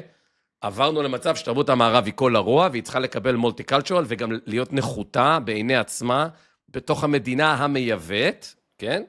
כן. כדי לקבל את המולטי-קלצ'רל. אז לדעתי זה הסיפור הבאמת יותר גדול, ואז בנסיבות האלה, מי שעוד לא נהיה מולטי-קולטי, שוויץ, מדינות, אתה יודע, שאומרות, אני רוצה, הונגריה דיברנו, פולין, כן? אומרות, עד כאן, לא רוצה להיות קטנה ויחסית הומוגנית, אוקיי? שוודיה מסתכלת, ושוודיה הייתה עד לפני 40-30 שנה מדינה מאוד הומוגנית, ואומרת, וואו, כל המודל הסוציאל-דמוקרטי שלי עבד מדהים, כל עוד הייתי הומוגנית. אבל עכשיו זה כבר לא עובד, ולכן, כמו שאתה יודע, אני חושב שהאירוע הסתיים, השיטה, הסייקל הגדול של השיטה נגמר, אנחנו בסוף ה-30-35 שנה, וזה יהיה חייב להתעדכן. האם חלק מהעדכון שלו הוא קטן, זה יותר טוב? אני חושב שזה לא הגודל, אלא הומוגני זה יותר טוב. הומוגני במובן הזה שלא כולם נראים אותו דבר, כאילו גזע וזה, לא מהבחינה הזאת, אלא שיש אתוס שכולם באמת באמת מסכימים עליו, שהוא אתוס הוגן, ואז זה ממש לא משנה אם אתה באת מאפריקה, לא משנה, אבל לא יכול להיות שהאתוס הוא, אני צרפת, כל ההיסטוריה שלי היא היסטוריה קולוניאליסטית אימפריאלית נוראית, של פשעי מלחמה, ולכן כל מי שבא לפה בשם המולטי-קלצ'ורליזם, אני אדאג לזה שהתרבות המקורית שלי תהיה נחותה משלו. זה אמת, זה כבר לא יעבוד יותר. עכשיו, לאן זה הולך מכאן? עוד מעט בחירות בצרפת, האם כן ברדלה יעלה או לא, ואז אנחנו נראה דינמיקה דומה למה שראינו בהונגריה אולי. אנחנו רואים את אנגליה נורא מפחדת מלדבר על זה, כבר שנתיים, ורק הולכת מדחי אל דחי. ואנחנו רואים את טראמפ, שעלה ואמר... באירלנד יש בלגן, נכון לאתמול. טראמפ עלה ואמר, סוגר את הגבול, נחמד לכם שם במדינות הדמוקרטיות, שיש לכם עבדים דה פקטו שמגיעים מהמדינות האלה, אני לא מוכן לזה שזה השלכות פוליטיות ותרבותיות מאוד מאוד קשות. אז טראמפ, אתה יודע, היה הראשון לזה, ואגב, אולי המדינה הכי מסקרנת פה היא יפן, שהיא מאוד הומוגנית, אבל אין לה תינוקות, והיא לא תוכל לפתור את המשבר הדמוגרפי שלה ביבוא תרבותי, כי לא מדברים שפה אחרת וכן הלאה, ויש לה אתגר לא פשוט, אתגר לא פשוט בכלל. כן, אולי שווה לדבר על זה. תגיד, יונתן, בא לך לחטט טיפה בפצע ולקחת את זה אולי בהיי לבל לישראל? כי לכאורה, אני לא רוצה לפחד מזה, כי לכאורה יש לנו גם פה מקרה, והקהילה הבינלאומית מאוד לא אחידה בפרשנות שלה, ואנחנו, זה לא חדש לנו. אז היא לא מכירה בקשמיר למשל, למרות שהיא בעלת זכות קלאסית להגדרה עצמית, נכון? אבל מי יתעסק עם הודו? מצד שני, היא כן מכירה בחצי האי קרים כאוקראיני, למרות ש97% במשאל עם ב-2014 היו בעד הצטרפות לרוסיה, למרות שמשאל עם ברוסיה זה בערך כמו לשאול את האסיר אם הוא מרוצה מהכלא בזמן שהסוער עומד לידו. אבל לקחת את זה למחוזות שלנו, אולי אנחנו במחוזות שבעצם הדבר פחות רלוונטי, כי אין פה עניין של הגדרה עצמית, כי אין פה עניין, הזכות להגדרה עצמית אומרת שהיפרדות לא פוגעת בגוף שנפרדים ממנו. אני חושב שזה אצלנו כבר קצת לא כל כך על הפרק המחשבה הזאת, שאפשר לעשות היפרדות בלי לאיים על הביטחון שלנו. יש, אני חושב, 3 זרמים ששווה לדבר עליהם בישראל בהקשר הזה. אחד, זה הזרם הפנים-ישראלי, הצהרת חיפה של חלק מהאורגן הערבי-ישראלי בתוך מדינת ישראל, כן? יש תנועה בתוך ערביי ישראל, שמדברת על ממש מדינת כל אזרחיה עד הסוף, זאת אומרת, יהיה 2 מדינות לשני עמים, תהיה מדינה פלסטינית, ואז המדינה הישראלית היא גם תהיה מדינת כל אזרחיה, ולא תהיה מדינה יהודית. זה איימן עודה, סמי אבו שחאדה, זה זרם אחד ששווה לדבר עליו. מולו עומד זרם של תנועה כמו עתידנה, של סלימן, שעוד מה פתאום, די, נגמר. אנחנו ישראלים, מוסלמים, עם זהות ערבית, אבל אנחנו אוהבים את ישראל, אנחנו מבינים שהזכות הגדרה עצמית של העם היהודי באה לידי ביטוי כאן, וראית את זה גם בחוק הלאום, שאשכרה היו צריכים לחוקק חוק שאומר, הזכויות הקולקטיביות, הלאומיות, הן לתרבות וללאום היהודי, וזכויות הפרט, האינדיבידואליות, הן שוויון גמור ומלא. זה בעצם הניסיון ללכת על זה, זה כאילו ציר אחד. הציר השני זה הציר של ההיפרדות, כן, מדינה פלסטינית או לא, אתה תשמע את זה אפילו מיאיר גולן, שהוא, אתה יודע, שמאל, מובהק, גאה, הוא אומר, אי אפשר להיפרד כרגע. צריך לצמצם אולי התיישבות, צריך להיערך מחדש, שליטה ביטחונית ביהודה ושומרון, אפרופו מה שתיארת על מה שלמדנו מהאירוע בעזה. ויש חשיבה, זו שאלה אגב לגבי עזה, אני לא יודע, אבל לגבי סיפוח גמור ומלא של יהודה ושומרון, שאומר, הדמוגרפיה שם לא באמת, כמו שאומרים, יש שם 1.5 מיליון עד 2 מיליון פלסטינים, ישראל צריכה להיפתח לעלייה יהודית, אפרופו אנטישמיות וכן הלאה, של להגדיר יעד, כמו עם העלייה מרוסיה, מברית המועצות לשעבר, של 1,000,000 עולים, ולייצר תמונת מצב שבשנת המאה, מדינת ישראל כוללת את יהודה ושומרון, על הפלסטינים, עם אזרחות, או עם זכות הצבעה ואזרחות בירדן, יש כל מיני דינמיקות כאלו, אז 3 זרמים. אני חושב שאנחנו, להגיד לך את האמת, כאילו איפה אני באירוע, אני חושב שאנחנו צריכים עוד לעכל, ב2-3 הקרובות, את כל מה שקרה כאן, מאז שומר חומות, ועד 7 באוקטובר, וכל המלחמה שבאה אחר כך, ועד אז יהיה מאוד מאוד מאוד קשה שנייה לעצור ולהבין. אני חושב שמי שמבין שיש פה איזה שלב, תקופת עיכול, זה התנועה שסמוטריץ' מייצג, שאומרת, בתוך החלון הזה של 1,000 יום, בואו ניצור עובדות בשטח. כשנקום לדבר הזה, אז הסיפוח יהיה בעצם סוג של דה פקטו, היכולת לייצר היפרדות יהיה דבר, אז אני חושב שזה אינפלקס, ופה הייתי שם נקודה על האירוע הישראלי. זה אלה 3 הכוחות לדעתי. אתה רוצה לשמוע קצת עובדות בשטח? אגב, אני אגיד לך מה, אני לא יודע מה אתה יכול לומר על עובדות, אבל זה גם, הבעיה שגם העובדות הן contested, כי הנתונים הפלסטינים הם לא אמינים, וכל מיני כאלה, יש פה כאילו כל מיני אינטרסנטים בתוך האירוע הזה, וכמובן אונר"א המפורסמת, שהיא בוחשת בכל הקלחת הזאת, כי חלק מהנתונים מגיעים ממנה. מספרית, 14% מהתושבים ביהודה ושומרון הם יהודים, אבל בשטחי C, שהם 60% מיהודה ושומרון, שימו לב, ב-2013 היחס הדמוגרפי בשטחי C היה 68% פלסטינאים, 32% יהודים. ב-2026 היחס הוא 58% יהודים, 42% פלסטינאים. זאת אומרת, כל הרעיון הזה, זה הסיסמה של 2 מדינות לשתי עמים, אני לא רואה שום דרך בשום סיטואציה, זה משהו שאתה כבר לא יכול לקחת אחורה, בשטחי C יש רוב יהודי, ואני לא נכנס ללמה או מי, או זה בכלל above my pay grade. העובדות בשטח הם, שכשקטלוניה מבקשת להיפרד, זה בגלל שבקטלוניה יש קטלונים, ולא משנה מה הייתה ההיסטוריה ואיך הגענו לאן שהגענו, כשיהודה ושומרון מבקשת להיפרד, זה לא נכון להגיד שביהודה ושומרון יש פלסטינאים. תראה, עוד לא יש טיעון יפה כזה, אני די מסכים איתו, שעוד לא סיימנו את מלחמת העצמאות בהקשר הזה.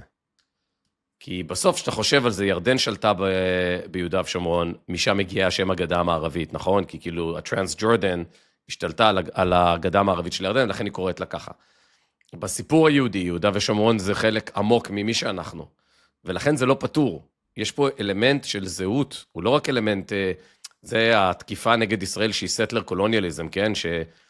סטלר קולוניאליזם, כמו למשל צרפת בווייטנאם, אומר, אני בא מהמטרופול, אני לוקח לך את כל המשאבי טבע, אני קובר אותך, אני משתמש בך כדי להיטיב עם האימפריה. זה לא הסיפור ביהודה ושומרון, כי יש שם עוגנים יהודיים, היסטוריים, והשאלה הגדולה שעומדת לפתחנו, אני חושב שיש לנו 3 שנים רגע לתת לאבק לשקוע, ב3 שנים האלה יהיו שחקנים שיקבעו עובדות בשטח, אנחנו נתעורר ב-2030 ונצטרך להבין לאן הולכים מכאן. אני אומר לך, לדעתי, הקלף המשמעותי שיגדיר מחדש את היכולת לפתור את הסיטואציה הזאת, יהיה בירדן ולא ביהודה ושומרון. כן, כי יונתן, אתה יודע, אתה רוצה, בוא נתחכם. למה הגדה המערבית היא חלק מישראל? בגלל קומבינות שהערבים עשו עם הבריטים, וזה בכלל לא הייתה תוכנית. נכון. מלכתחילה הירדן היה הגבול המערבי, גם תחשוב בהיגיון, למה אתה עושה את הדבר הזה? כי פייסל אל-חוסייני עשה שם, לא יודע מה... אז בקיצור, אנחנו לא נצא מזה, אבל... לא, אבל רגע, אולי נסיים בזה, גילי. יש סיבה שסוריה גם שבורה לגמרי, ויש סיבה שעיראק שבורה לגמרי, ויש סיבה שירדן היא ככה, ויש סיבה כי כל ההסדר הזה עוד לא שקע, ואנחנו חיים זה ההקשר העמוק לתוך האירוע. עוד פעם, זה לא אירוע ישראלי-פלסטיני, זה אולי התמה של כל העיסוק שלנו באזור, כן? זה לא ישראל מול איראן, זה לא ישראל מול פלסטין, זה אירוע של כל הסדר הפוסט-קולוניאלי שצריך בסוף להגיד לידי שיווי משקל. אגב, מי כן באופן עמוק, אנדוגני למרחב תרבותית? זה איראן וטורקיה. איראן, טורקיה וישראל, כן, מצרים, אבל אתה יודע, 140 מיליון איש עניים, לא, אין להם איזה. אבל כאומות שיש להן עתיד משמעותי, עם שורשים לפני הקולוניאליזם, זה איראן, טורקיה וישראל. אני חושב, היהודים צריך לעניין אני באמת מסכים שאולי נעבור הלאה, אבל אתה אומר, יונתן, שההסדר לא שקע, ואני אומר שצריך לבחון את ההסדר מלכתחילה, כי ההסדר הזה לא נבנה על גבולות אורגניים, וההסדר הזה היה הסדר שמעולם לא לקח בחשבון של הסדר בין גופים עוינים. זאת אומרת, אם קנדה וארצות הברית היו עושות ועדת פיל עם גבינות שוויצריות וגבולות מתפתלים, אוקיי, ביג דיל, אתה מדבר אולי על מחוזות בחירה, אבל ברגע שאנשים רוצים להרוג אחד את השני, הגבולות צריכים להיות ברורים וברי הגנה, והנה, אני מקווה שעוד נשמע על דוקטרינת עלינו למזרח התיכון. על זה אמר פרס הרבה פעמים, שהאדם הכי חשוב בחצי השני של המאה ה-20, הוא לא אף אחד מהשמות שאנחנו מכירים, אלא ז'אן מונה, האדריכל של האיחוד האירופאי. מה הוא שצייר את הגבולות פה? כן, לא, האדריכל של האיחוד האירופאי, כי הוא אומר, במידה מסוימת של צדק, גם צרפת וגרמניה היו מאוד עוינות. כן, כאילו, יש תקווה, מה שנקרא. כן. יונתן, אני תמה, כי ישראל נמצאת באיזשהו התחלה של מערכת בחירות, אני שוב רואה בילבורדס, משום מה נפתלי בנט הוא הראשון לעלות לפחות בחוצות תל אביב. מאוד הגיוני, לא משום מה. כי הוא רוצה להצטייר כאילו בלך בתודעה, כי הוא בכלל רב עם האופוזיציה על האיחוד. על האיחוד ועל מי הדמות שמובילה. הבנתי. יש בזה הרבה היגיון. לא עקבתי, אבל אני מניח אגב, גילי, אני רק אגיד, וזה חשוב, זה המון כסף. המון כסף, זה עולה המון כסף לקנות את הבילבורדים באיילון, ושידעו מאזיננו, שמי שקונה את הבילבורדים באיילון, גם פוליטית וגם מסחרית, כן? כן. זה מישהו שחשוב לו מאוד, מאוד, עד כדי מוכן להוציא מיליוני שקלים לחודש, תלוי כמה הוא קנה מתוך איילון, אלה הסכומים, כדי שאתה תיסע ותחשוב, רגע, למה אני רואה את הפרצוף של נפתלי בנט, מי זה, מה זה, וזהו, למה אני רואה את קסטרו, לא משנה מי, זה באמת, זה כאילו, זה עולה המון כסף, מי שעושה את זה, יש לו המון אמצעים. כן, ואני מניח, מה שלא ראיתי, אני מניח שהמסר שלו מסתכם ב3 מילים. שמת לב שכל אחד אמין, חתיך, מדויק. כן. בא הקטע עם 3 מילים, טוב, לא חשוב. אבל באווירה של קמפייני בחירות, שמה, נתון, סתם, במקרה יצא שהתכוננתי פה לאייטם, בדיוק לפני 100 שנה, ב-1926, הדגים בלונדון בחור בשם ג'ון לוג'י ביירד את שידור הטלוויזיה הראשון. ומאז שהטלוויזיה נכנסה לחיינו, היא משחקת תפקיד מאוד משמעותי, כמובן, לא מפתיע אף אחד, ביצירת דעת קהל בקרב האוכלוסייה, ומן הסתם ככלי פוליטי והסברתי ראשון במעלה שמגיע לשיאו בעונת הבחירות.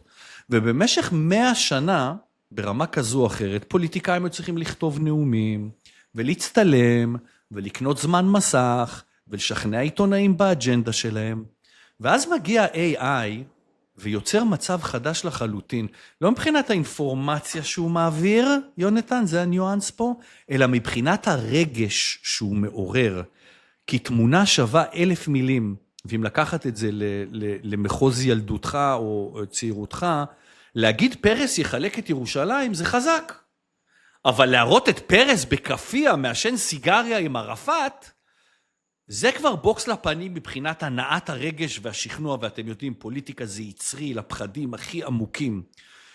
ושלא לדבר שפעם היה צריך מיליוני דולרים, כמו שהרגע דיברת, בשביל לייצר תשדירי בחירות, או נפתלי בנט להגיד, אני המועמד של האופוזיציה. היום צריך מחשב נייד, ואני חושב שאנחנו עומדים בפני עידן לכאורה, או אולי די מופרע. כי אני יכול ב5 שעות להראות את איתמר בן גביר רוקד הורה עם מאיר כהנא, או את יאיר גולן משחק סנוקר עם חמינאי. לאמת אין משמעות כאן, וזה חשוב נקודה להדגיש, כי בענייני פוליטיקה, חבר'ה, אין זכויות יוצרים. אתם זוכרים את אלה ששולחים לכם SMS על סקרים ולמי אתם מצביעים? לא, אתם לא יכולים לתבוע אותם ולקבל פיצוי, כי פוליטיקה מוחרגת מהנושא של ג'אנק SMS. מותר להם. באותו אופן, דמויות פוליטיות הן נחלת הציבור, ולכן מותר להשתמש בלייקנס שלהם, בפנים שלהם. והדוגמה הכי טובה קרתה אך לפני כמה שבועות בלוס אנג'לס, וספנסר פרט הוא כנראה הפוליטיקאי הראשון שמראה לנו מה הולך לקרות. הרקע, רק שתבינו, לוס אנג'לס היא עיר שמאלנית, דמוקרטית, ווקית, ורודת שיער, מהזויות באמריקה, בכל מה שיונתן דיבר, סליחה שאני פה, סליחה שאני חי, סליחה שאני נושם, לפני שאנחנו מתחילים את השיחה, אנחנו רוצים כולם לעמוד ולהתנצל בפני שבט האירוקוויילי, האינדיאני שהיה פה לפנינו, והזחלים שהיו לפניהם, חטאנו כלפיכם, חטאנו, עכשיו בואו נזמין קפה לאטה. אגב, לוס אנג'לס היא מקום לידתה של תנועת שוויון הזכויות ללהט"בים. בוא, אני לא לוקח מהם גם את הדברים הנהדרים שקרו בעיר הזאת. היא עיר בגדול שמכילה כמעט כל סגנון חיים, גם כשזה כרוך בהקמת עיר אוהלים של הומלסים בגן הציבורי. זאת אומרת, כל הטוב והרע קורה שם בהוליווד, בלוס אנג'לס. ובלוס אנג'לס, ראש העיר היוצאת, קרן באס, חשבה שהיא תנצח בקלות בסיבוב הראשון. אבל היא קיבלה פחות מ-50% מהקולות, והיא תצטרך להתמודד בסיבוב השני מול בחורה אחרת, גם ליברלית, שנקראת יותר מליברלית. כן, יותר מליברלית. ממש... היא ה-DSA, ה-Democratic Socialist. Democratic Socialist, נכון. שאגב, לישראלים ב-LA וליהודים ב-LA, אם היא תנצח, ה-Democratic Socialist זה באמת הגוף הכי רדיקלי ביחס ליהודים וישראל היום. ואז יהיה מעניין אייטם בפני עצמו על ניו יורק ו-LA ומאיפה זה מתחיל. אבל הנקודה היא שהסיבה שהיא לא ניצחה בסיבוב הראשון, ולא קיבלה יותר מ-50% מהקולות, היא בחור בשם ספנסר פרט. וספנסר פרט הוא רפובליקני שמרן, חסר כל ניסיון פוליטי, ולהגיד רפובליקני שמרן שרץ לבחירות בלוס אנג'לס, ותוצאות הבחירות, חבר'ה, היו בסוף, רק שתדעו, קרן באס קיבלה 35% בערך, נית'ה רמן קיבלה 27.12, וספנסר פרט טיפה פחות ממנה, 26.69%. זה מדהים בשביל רפובליקני, עוד 0.5% והוא היה עולה לסיבוב המכריע. וספנסר פרט בעצם מגיע משום מקום. הוא התפרסם בתוכנית ריאליטי בשם The Hills, ששוטרה ב-MTV, זוכרים את MTV? ב-2006 עד 2009, וספנסר פרט איבד את ביתו בשריפה של 2025, הוא הפך את הכעס שלו ושל עשרות אלפי אזרחים ב-LA לכוח פוליטי, אבל הנקודה שרציתי להתמקד בה, יונתן, ב-29 באפריל, בדיוק ביום שבו התפרסם סרטון הבטמן, סקר של אוניברסיטת UCLA שם את ספנסר פרט עם 11% מהקולות. והנה 6 שבועות אחר כך הוא עם 27%, והסיבה הייתה סרטון ה-AI, שרק להסביר, זה סצנה מתוך בטמן, ספנסר פרט הוא בטמן שבא להציל את גות'ם, את העיר, שנשלטת על ידי גאווין ניוסם וקמלה האריס וקרן באס, ויהיה לכם את זה בשואו נוט, זה עשוי טוב, זה נראה מדהים, זה טס בעשרות מיליוני views מסביב לעולם, וגייס המון תרומות לספנסר פרט, וזה עלה כנראה $200 לייצר. עכשיו יונתן, לי אין ספק בכלל שזה מעתה ואילך, זה נשק יום הדין במערכות בחירות. אני לא בטוח מה המפלגות בישראל יעשו, כי הם עדיין עושות סקרים בטלפונים קוויים, ומשיקות קמפיינים בטלוויזיה, אבל האימפקט של הסרטים האלה, יונתן, ממש next level, נכון? זאת אומרת, איך שהוא כן, עשה את לגמרי, כל לגמרי. הקמפיין שלו, עם סלפיס ודרך אינפלואנסרס. אתה כן, גם כמישהו ממדני. שהוא על... זה כאילו כן, אתה כמישהו שזה, בכל זאת זה העולם שלך, אני מאוד כן. מעוניין לדעת מה אתה חושב על הדבר הבא הזה. ספנסר פרט, נשרף לו הבית בשרפה הגדולה. כן, גם לו וגם ויש- לאמא שלו. כן. בדיוק, ויש שם זעם, שזה הדבר הכי מוזר, כן? כאילו, זה שהמצביעים מוכנים לתת רבע מהקולות לרפובליקני ב-LA, ורבע אחר לדמוקרטיק סושיאליסט, זה אומר לך את כל הסיפור. הם לא יודעים, השיטה, הם מתחילים להבין שהשיטה הקיימת לא עובדת, ואז זה מתפצל לשני צדדים. כאילו, אתוס פוליטי אחד הולך עוד שמאלה, עוד יותר, כאילו, עוד יותר ווק, עוד יותר, זה כאילו צד אחד שאומר, למה המצב, סליחה על זה, למה המצב חרה? כי לא היינו טהורים מספיק בסוציאליזם שלנו, ולא היינו טהורים מספיק בדאגה, דיברנו, איך אמרת, על התולעים והמרבה רגליים? בואו נבקש סליחה גם לא יודע, מהאמבות, כן? כאילו, בואו ניקח את זה דאבל דאון. כן. והצד אחר אומר, לא, לא, לא, לא, הפוך לגמרי, זה מילי, זה מה שדיברנו שבוע שעבר, זה התגובה שהולכת ימינה, הדומינו באמריקה הלטינית, אוקיי? אז כאילו, חשוב קודם כל שכולם מבינים שהשיטה הקיימת לא עובדת. חלק בוחרים לעשות דאבל דאון שמאלה, וחלק בוחרים ללכת ימינה, בסדר, וחלק מהמדינות כמו הודו, אגב, אתמול נרנדרה מודי הפך להיות ראש מדינה ההודי עם ה-10 הכי ארוך. הוא עבר את נרו. גנדי, את כן, נרו. נרו, כן. ויש לך כזאת סנאי טקאיצ'י, שהיא לא ימין או שמאל, היא פשוט מביאה פרדיגמה חדשה ליפן. זה החלק הנדיר, זה מה שאנחנו מנסים לעשות בישראל. כשאתה שואל עלינו, אז אנחנו אומרים, זה בכלל לא, זה לא שאלה של דאבל דאון שמאל או דאבל דאון ימינה. שתי המערכות הערכים האלה לא רלוונטיות, הן שבורות לחלוטין. והמהלך הרדיקלי חייב לבוא מהציר המרכזי של הזהות הישראלית.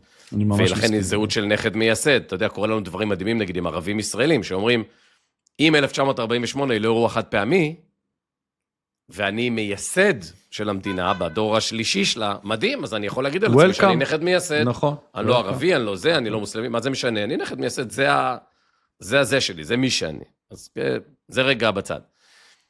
אני אגיד לך בגדול, אני חושב שאנחנו חיים בתקופה מאוד דומה למהפכות, ותיארת את זה יפה, את הטלוויזיה, לפניה הרדיו, ולפניה הטבלויד. יש מחקר מדהים, מלפני כמה שנים של מכון רנד, מכון מחקר אמריקאי רציני. רנד אינסטיטוט קרא לזה truth decay. כן? למה האמת מתפוררת? מה היא מייצרת מה שאנחנו קוראים לו פייק ניוז? זה היה סביב העולם של פייק ניוז. הוא חקר, והמחקר הוא ארוך ומעמיק.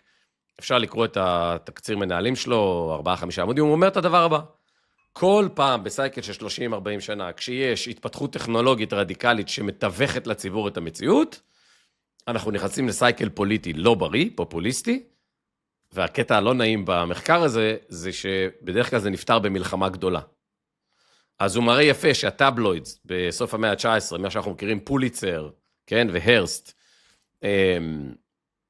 זה נהיה כל כך זול להפיץ עיתון, שעומדים אנשים בפינות רחוב, בעיתון יכול להיות כתוב דברים הזויים, אבל אף אחד לא יודע, כי כתוב על קליפורניה, איך אתה יודע מה כתוב? אין טלפון, אתה לא יכול לדבר עם אף אחד, אבל העיתון אמר, העיתון יכול לכתוב הכל, כן? וזה מאוד מאוד זול. דרך אגב, יונתן, רק קח את זה אחורה, כאילו עוד מהמצאת הדפוס של גוטנברג.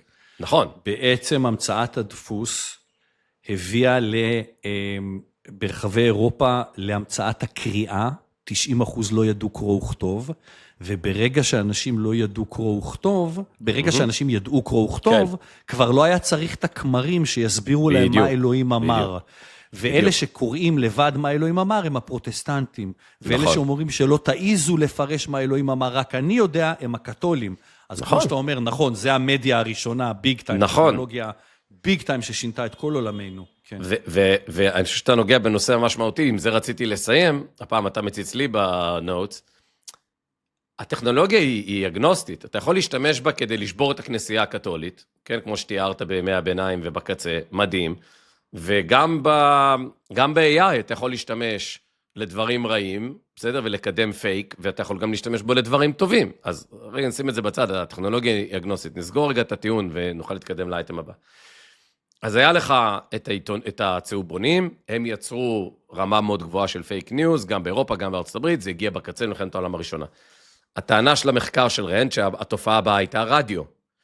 עכשיו, חשוב על זה, אנשים של הרדיו אמרו, כן, אבל גם על העיתון אמרנו את זה, ואז אומרים לך, הסבים והסבתות, אומרים, כן, אבל רדיו זה לפחות בעיתון, היית צריך ללכת לקרן הרחוב ולקנות משהו. הרדיו מגיע לך הביתה דרך הקירות. אתה מבין מה אני אומר? זאת אומרת, זה תמיד נראה לנו כשאנחנו עמוק בתוך כן. וואו, זה. ואז מלחמת העולם השנייה, הקריסה של השוק המניות ב-1929 וכן הלאה וכן הלאה, ואחר כך מלחמת העולם השנייה. ואז טלוויזיה וטלוויזיה בלוויין, מלחמת וייטנאם וכל השקרים סביב מלחמת וייטנאם והדברים האלו. והם מדברים על זה שהיום, כאילו, זה היה המחקר נכתב עוד לפני ה-AI, בגדול על האינטרנט, אוקיי? רוצה לומר בקצה של הדבר הזה, זה לא בהכרח חייב להסתיים במלחמה. כשאתה רואה טאצ'ר ורייגן ודנג סיופינג, שם זה לא נגמר במלחמה, אבל זה היה חריג בהיסטוריה. כאילו, הרבה פעמים אנחנו כבני אדם מקיילים מחדש את המערכות תפיסה שלנו, דרך אלימות, אין מה לעשות. ו-AI הוא המופע הכי רדיקלי של זה. הוא ההמשך של הצהובון, הרדיו, הטלוויזיה, נכון. האינטרנט, ועכשיו אנחנו בקצה, והוא נכון. אגנוסטי. אנשים יכולים לעשות איתו דברים נפלאים, כדי להראות לך איך עולם יכול להיראות, וכן הלאה ב-AI בהקשר הפוליטי, והם יכולים להפעיל את מיצי הקיבה שלך, בצורה מאוד מאוד אגרסיבית. יש אגב טכנולוגיות, והציעו את זה בזמנו לפייסבוק, של סימן מים, כן? שכל מה שיוצא ממנוע AI, יהיה עליו איזשהו ווטרמרק, כדי שאי אפשר יהיה להפוך אותו לוויראלי, כן? באופן אוטומטי. ופייסבוק ושחקנים אחרים מסרבים, כי הם יודעים שהכעס והרייג' מייצר אינגייג'מנט. אז אני רוצה לשאול אותך שאלה, יונתן.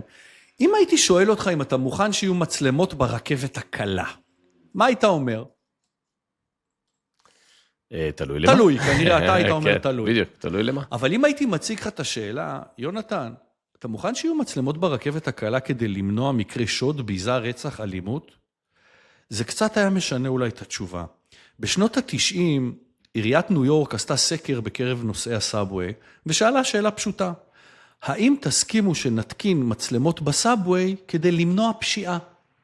95.5% מהאזרחים ענו שכן. והעניין שאני רוצה לעמוד עליו היום הוא החלק השני של השאלה. כדי למנוע פשיעה.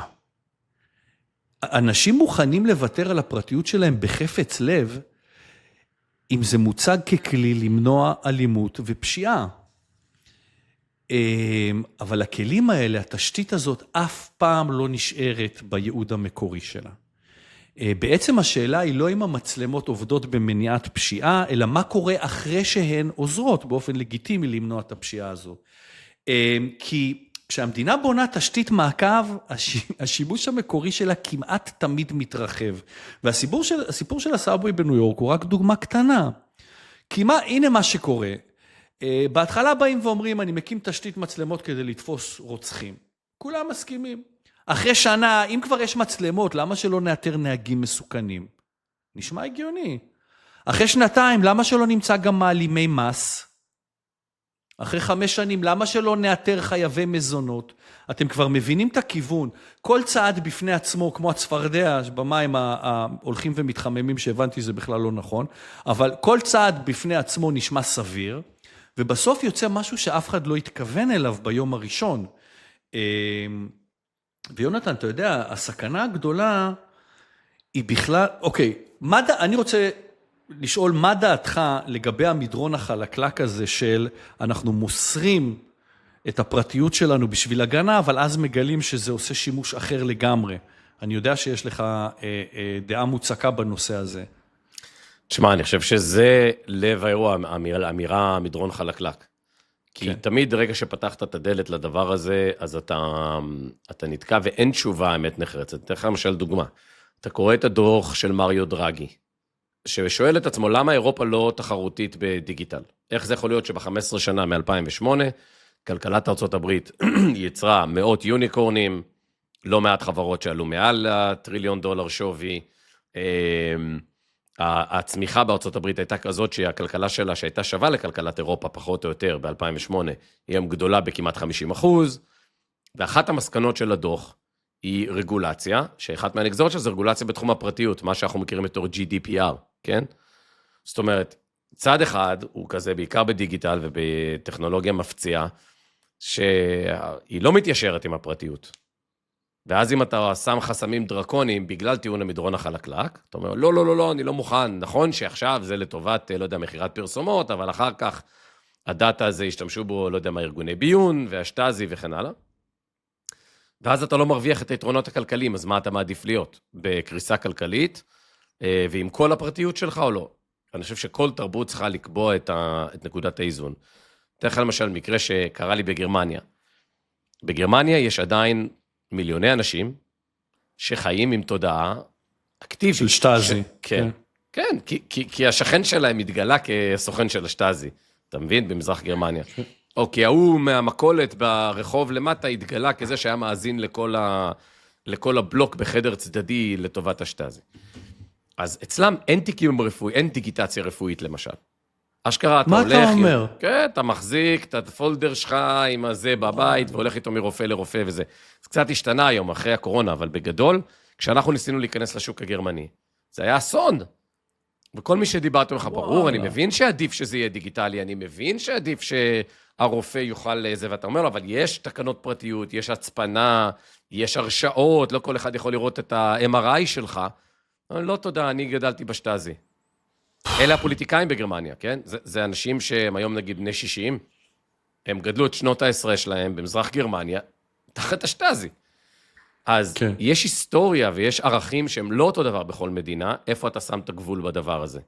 למשל בישראל, אני לא יודע אם אתה מכיר את זה, יש דיון מאז הסיפור של הרוגלות, שבשנים האחרונות אחת מהסיבות שהפשע המאורגן כל כך אפקטיבי בישראל, זה כי יש הנחיה של היועצת המשפטית לממשלה, כל עוד אין הסדרה בחוק של רוגלות, לא משתמשים ברוגלות. כן. וכדי לעשות הסדרה בחוק, המחוקק רוצה חוק שמחריג פוליטיקאים, בסדר, שאומר רוגלות להכל, אבל לא לפוליטיקאים, שם צריך פרוצדורה אחרת, והיועצת המשפטית לממשלה אומרת, בשום פנים ואופן, החוק הוא חוק. רוגלות יחולו על כולם, תשימו פרוצדורה, מה שאתם רוצים לנבחרי ציבור. עכשיו, בהינתן שהוויכוח הזה ממשיך, ויכוח מדרון חלקלק, כמו שהצגת אותו, משטרת ישראל עומדת, ככה אומרים, בכירים במשטרת ישראל, אגב, אומרים לנו את זה בעלינו גם אנשים שפרשו ואין להם אינטרס ולא בן גביר וזה, היא בנחיתות טכנולוגית מול ארגוני הפשיעה, בגלל החשש ממדרון חלקלק וההתעקשות של הפוליטיקאים, שבעיניי יש בטעם, שנבחרי ציבור לא יתאפשר להתקין עליהם רוגלות אגרסיביות מהסוג הזה, אלא אם כן באישור, whatever, שופט עליון ולא, לא, לא, לא. אז אתה יודע, האמריקאים אומרים, you hit the nail on the head, זאת ליבת הדילמה. כן, אז אני רוצה להרחיב קצת את הדילמה הזו, כי אני חושש שזה אחת משתי בעיות, אני מסכים איתך שאולי הציבור צריך לקבוע, יש פה עוד נזק שקורה במסירת הפרטיות, שזה אם נסתכל על זה מהצד השני, וזה בעצם, זה גורם לעצלנות אצל רשויות האכיפה. נכון. כי פעם היית צריך לאסוף ראיות, לבצע מעקבים, להוציא צווים, להוכיח קשר לחשד. היום אפשר לאתר טלפון, לזהות פנים, להצליב מאגרי מידע, ופשוט מאוד לסגור לך את חשבון הבנק ברבע שעה, ותבוא אתה אליי לחקירה במקום שאני אחפש אותך. וחבר'ה, למה לשחק בנדמה לי?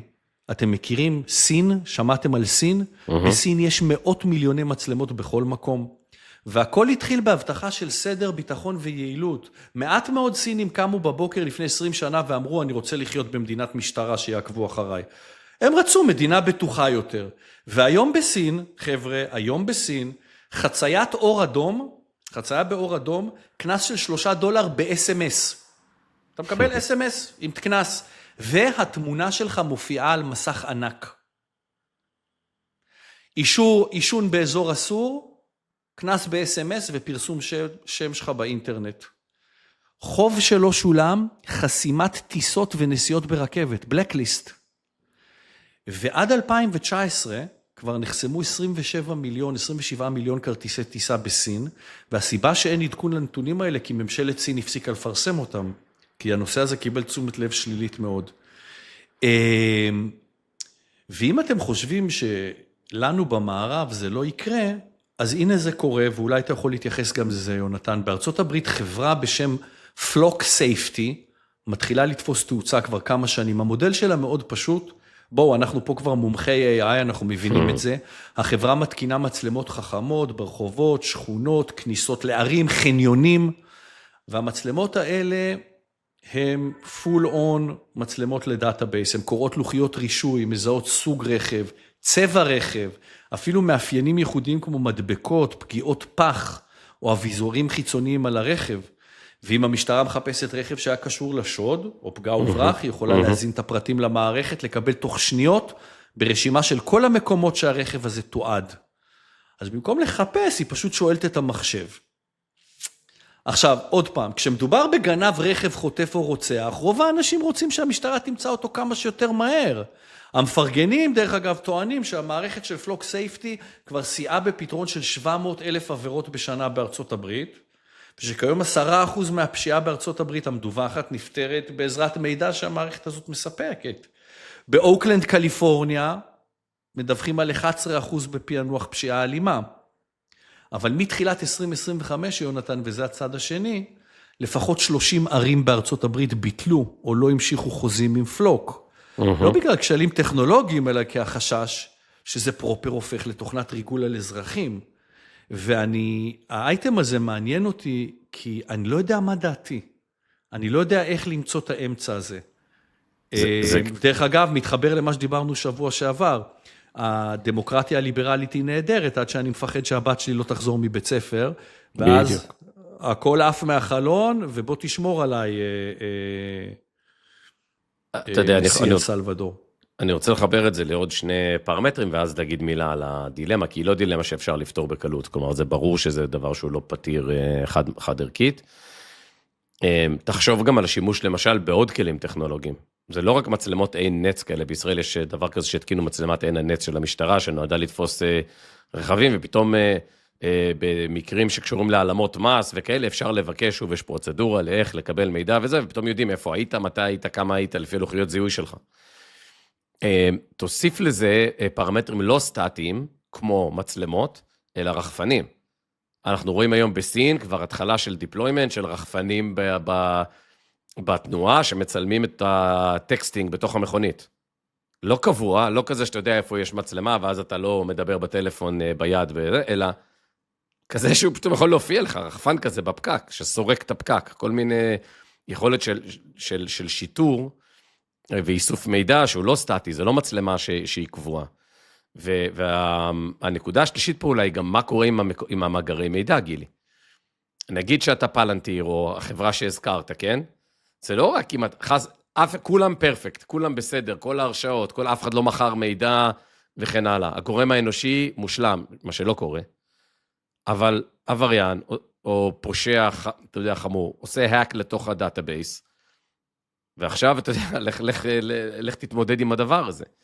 או מה שקרה כבר בארצות הברית, סליחה, שכן הגיעו עם צו ממשלה, אבל בכלל לא למה שהתושבים חשבו, אלא אייס, רשות ההגירה, באה לחפש אנשים שאין להם אישור שהייה. וטעתה, אגב, וחלק מהאנשים לא היו אותם אנשים. אני אגיד לך עוד פעם, יש עניין ציבורי גדול של בחיה, דינה, כאלה אנשים שהגיעו לפני 30 שנה, הם עקרות בית ומטפלות לילדים, וככה אתה יודע. תשמע, השורה התחתונה שלי בדבר הזה, גם למאזינים שלנו, זה גם להבין עוד דבר עמוק ביחס למערכות מידע. אנחנו מאוד אוהבים להגיד, תשמע, זו מערכת מדהימה, 99.99% דיוק, נכון? זה נשמע ממש מדויק, בסדר? עד שאתה 0.0. עד שאתה 1 מ-10,000. בסך הכל זה 1 מ-10,000. כן. תוסיף עוד 9, 1 מ-100,000, תוסיף עוד 9, 1 מיליון.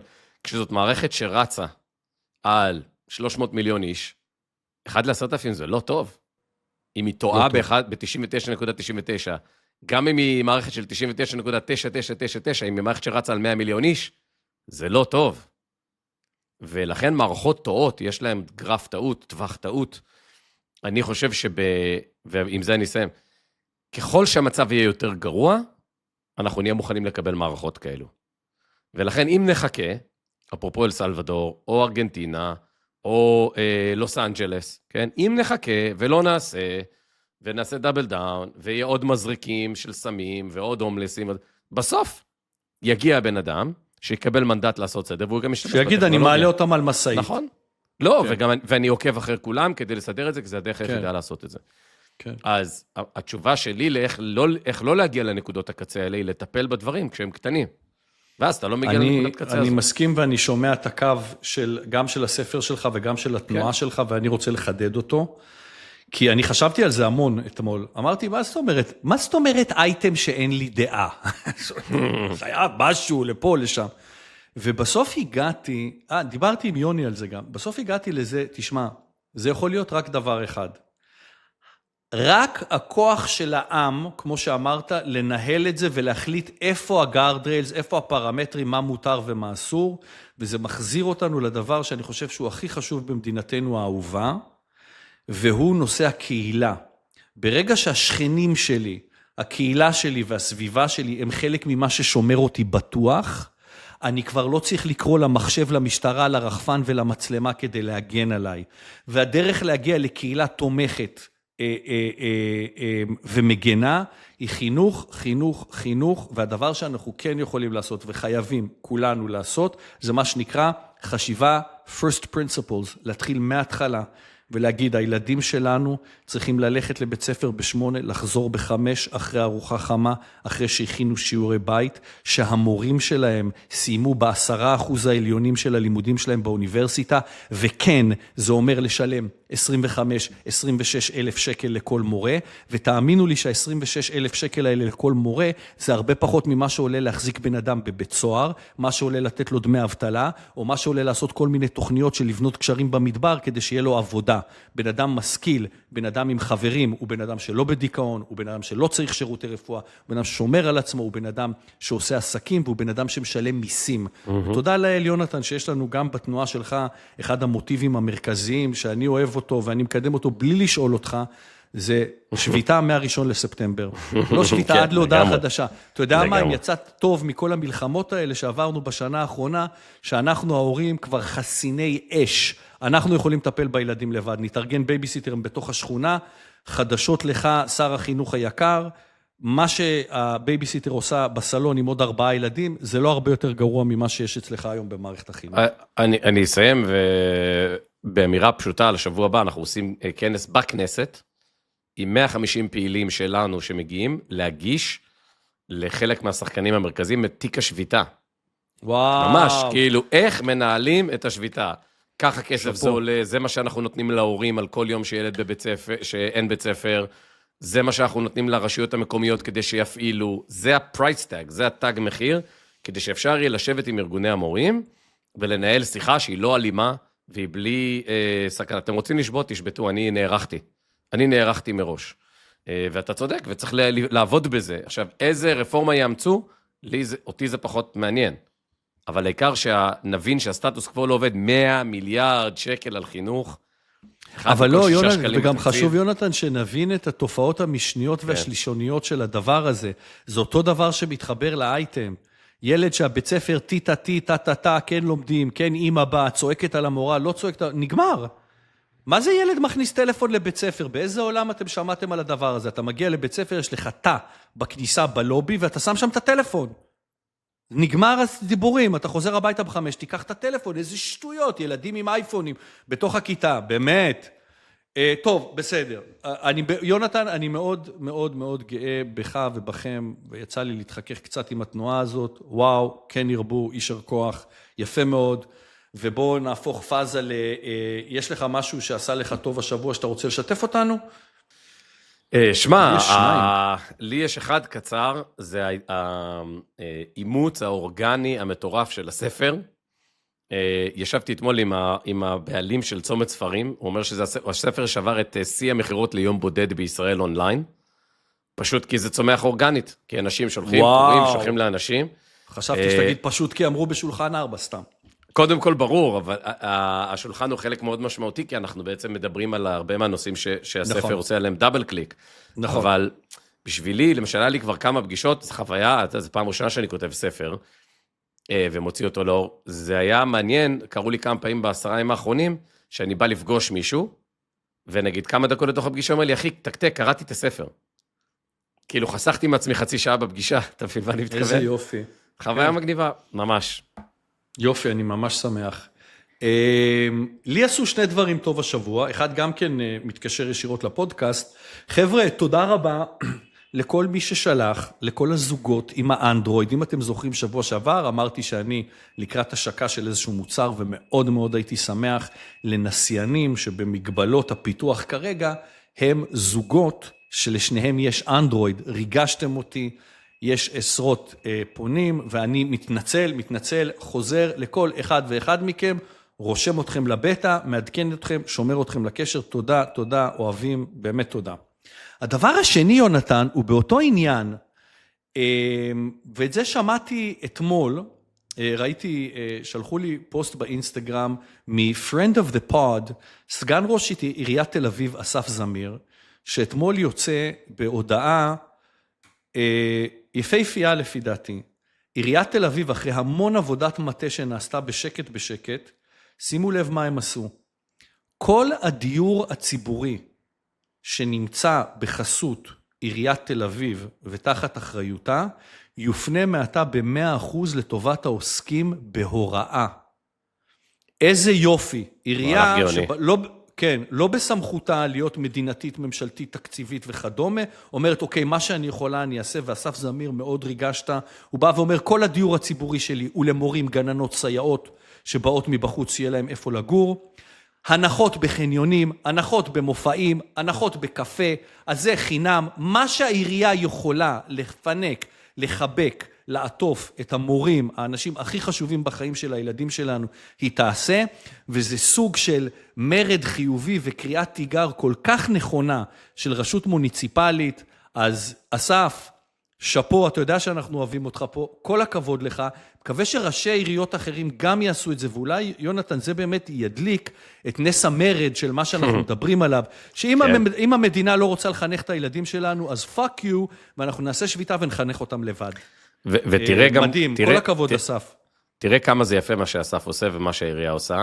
דיברנו על זה אז בתחילת המלחמה, שהשביתו את מערכת החינוך מוקדם מדי, ודיברנו על הפער בין מה העירייה יכולה לעשות, ומדינת ישראל כמה היא דומיננטית מירושלים על הרשויות. כן. הוא בעצם בא ואומר, הבעיה בחינוך היא לא בעיה שאין מורים, יש מספיק מורים בישראל, זה בעיה שהתחבורה כזאת מחורבנת, והדיור כל כך יקר, אז אין לי מורים בתל אביב. איך אני יכול לפתור את זה? אם הייתי מדינה, היה לי כלים אחרים לפתור את זה, רכבות וזה. אין לי את הכלים האלה, מה יש לי? יש לי דיור ציבורי, אני אעשה את זה ככה. זו חשיבה מדהימה, יצירתית, והיופי אצל אסף בעניין הזה זה אני חושב שזה בכלל עיריית תל אביב, תחת חולדאי, אבל אסף הוא גם קול של דור אחר וחשיבה אחרת. אני לא מתעסק בלמה אני לא יכול לפתור לך את הבעיה. אני הולך לחשוב איך אני פותח את הבעיה. ואני לא אאשים את ירושלים, כי זה לא יביא אותנו לאף מקום. וזה יפה. נכון מאוד. יופי, אז בנימה אופטימית זאת, יונתן, משבוע לשבוע, נהנה איתך כרגיל. אנחנו ניפגש בשבוע הבא. אתה שוב תספר לנו מה קורה במפרץ. אנחנו שוב נגיד, אוקיי, נו, ומה הלאה. אבל אתה יודע מה? אולי הסטטוס קוו הזה זה נחמד. אולי זה בסדר. נראה מה ילד יום. תודה רבה לך, תודה יוני, תודה אפרת, תודה מאזינים יקרים ואהובים. אנחנו ניפגש בשבוע הבא בשולחן 4. שבת שלום. שבת שלום.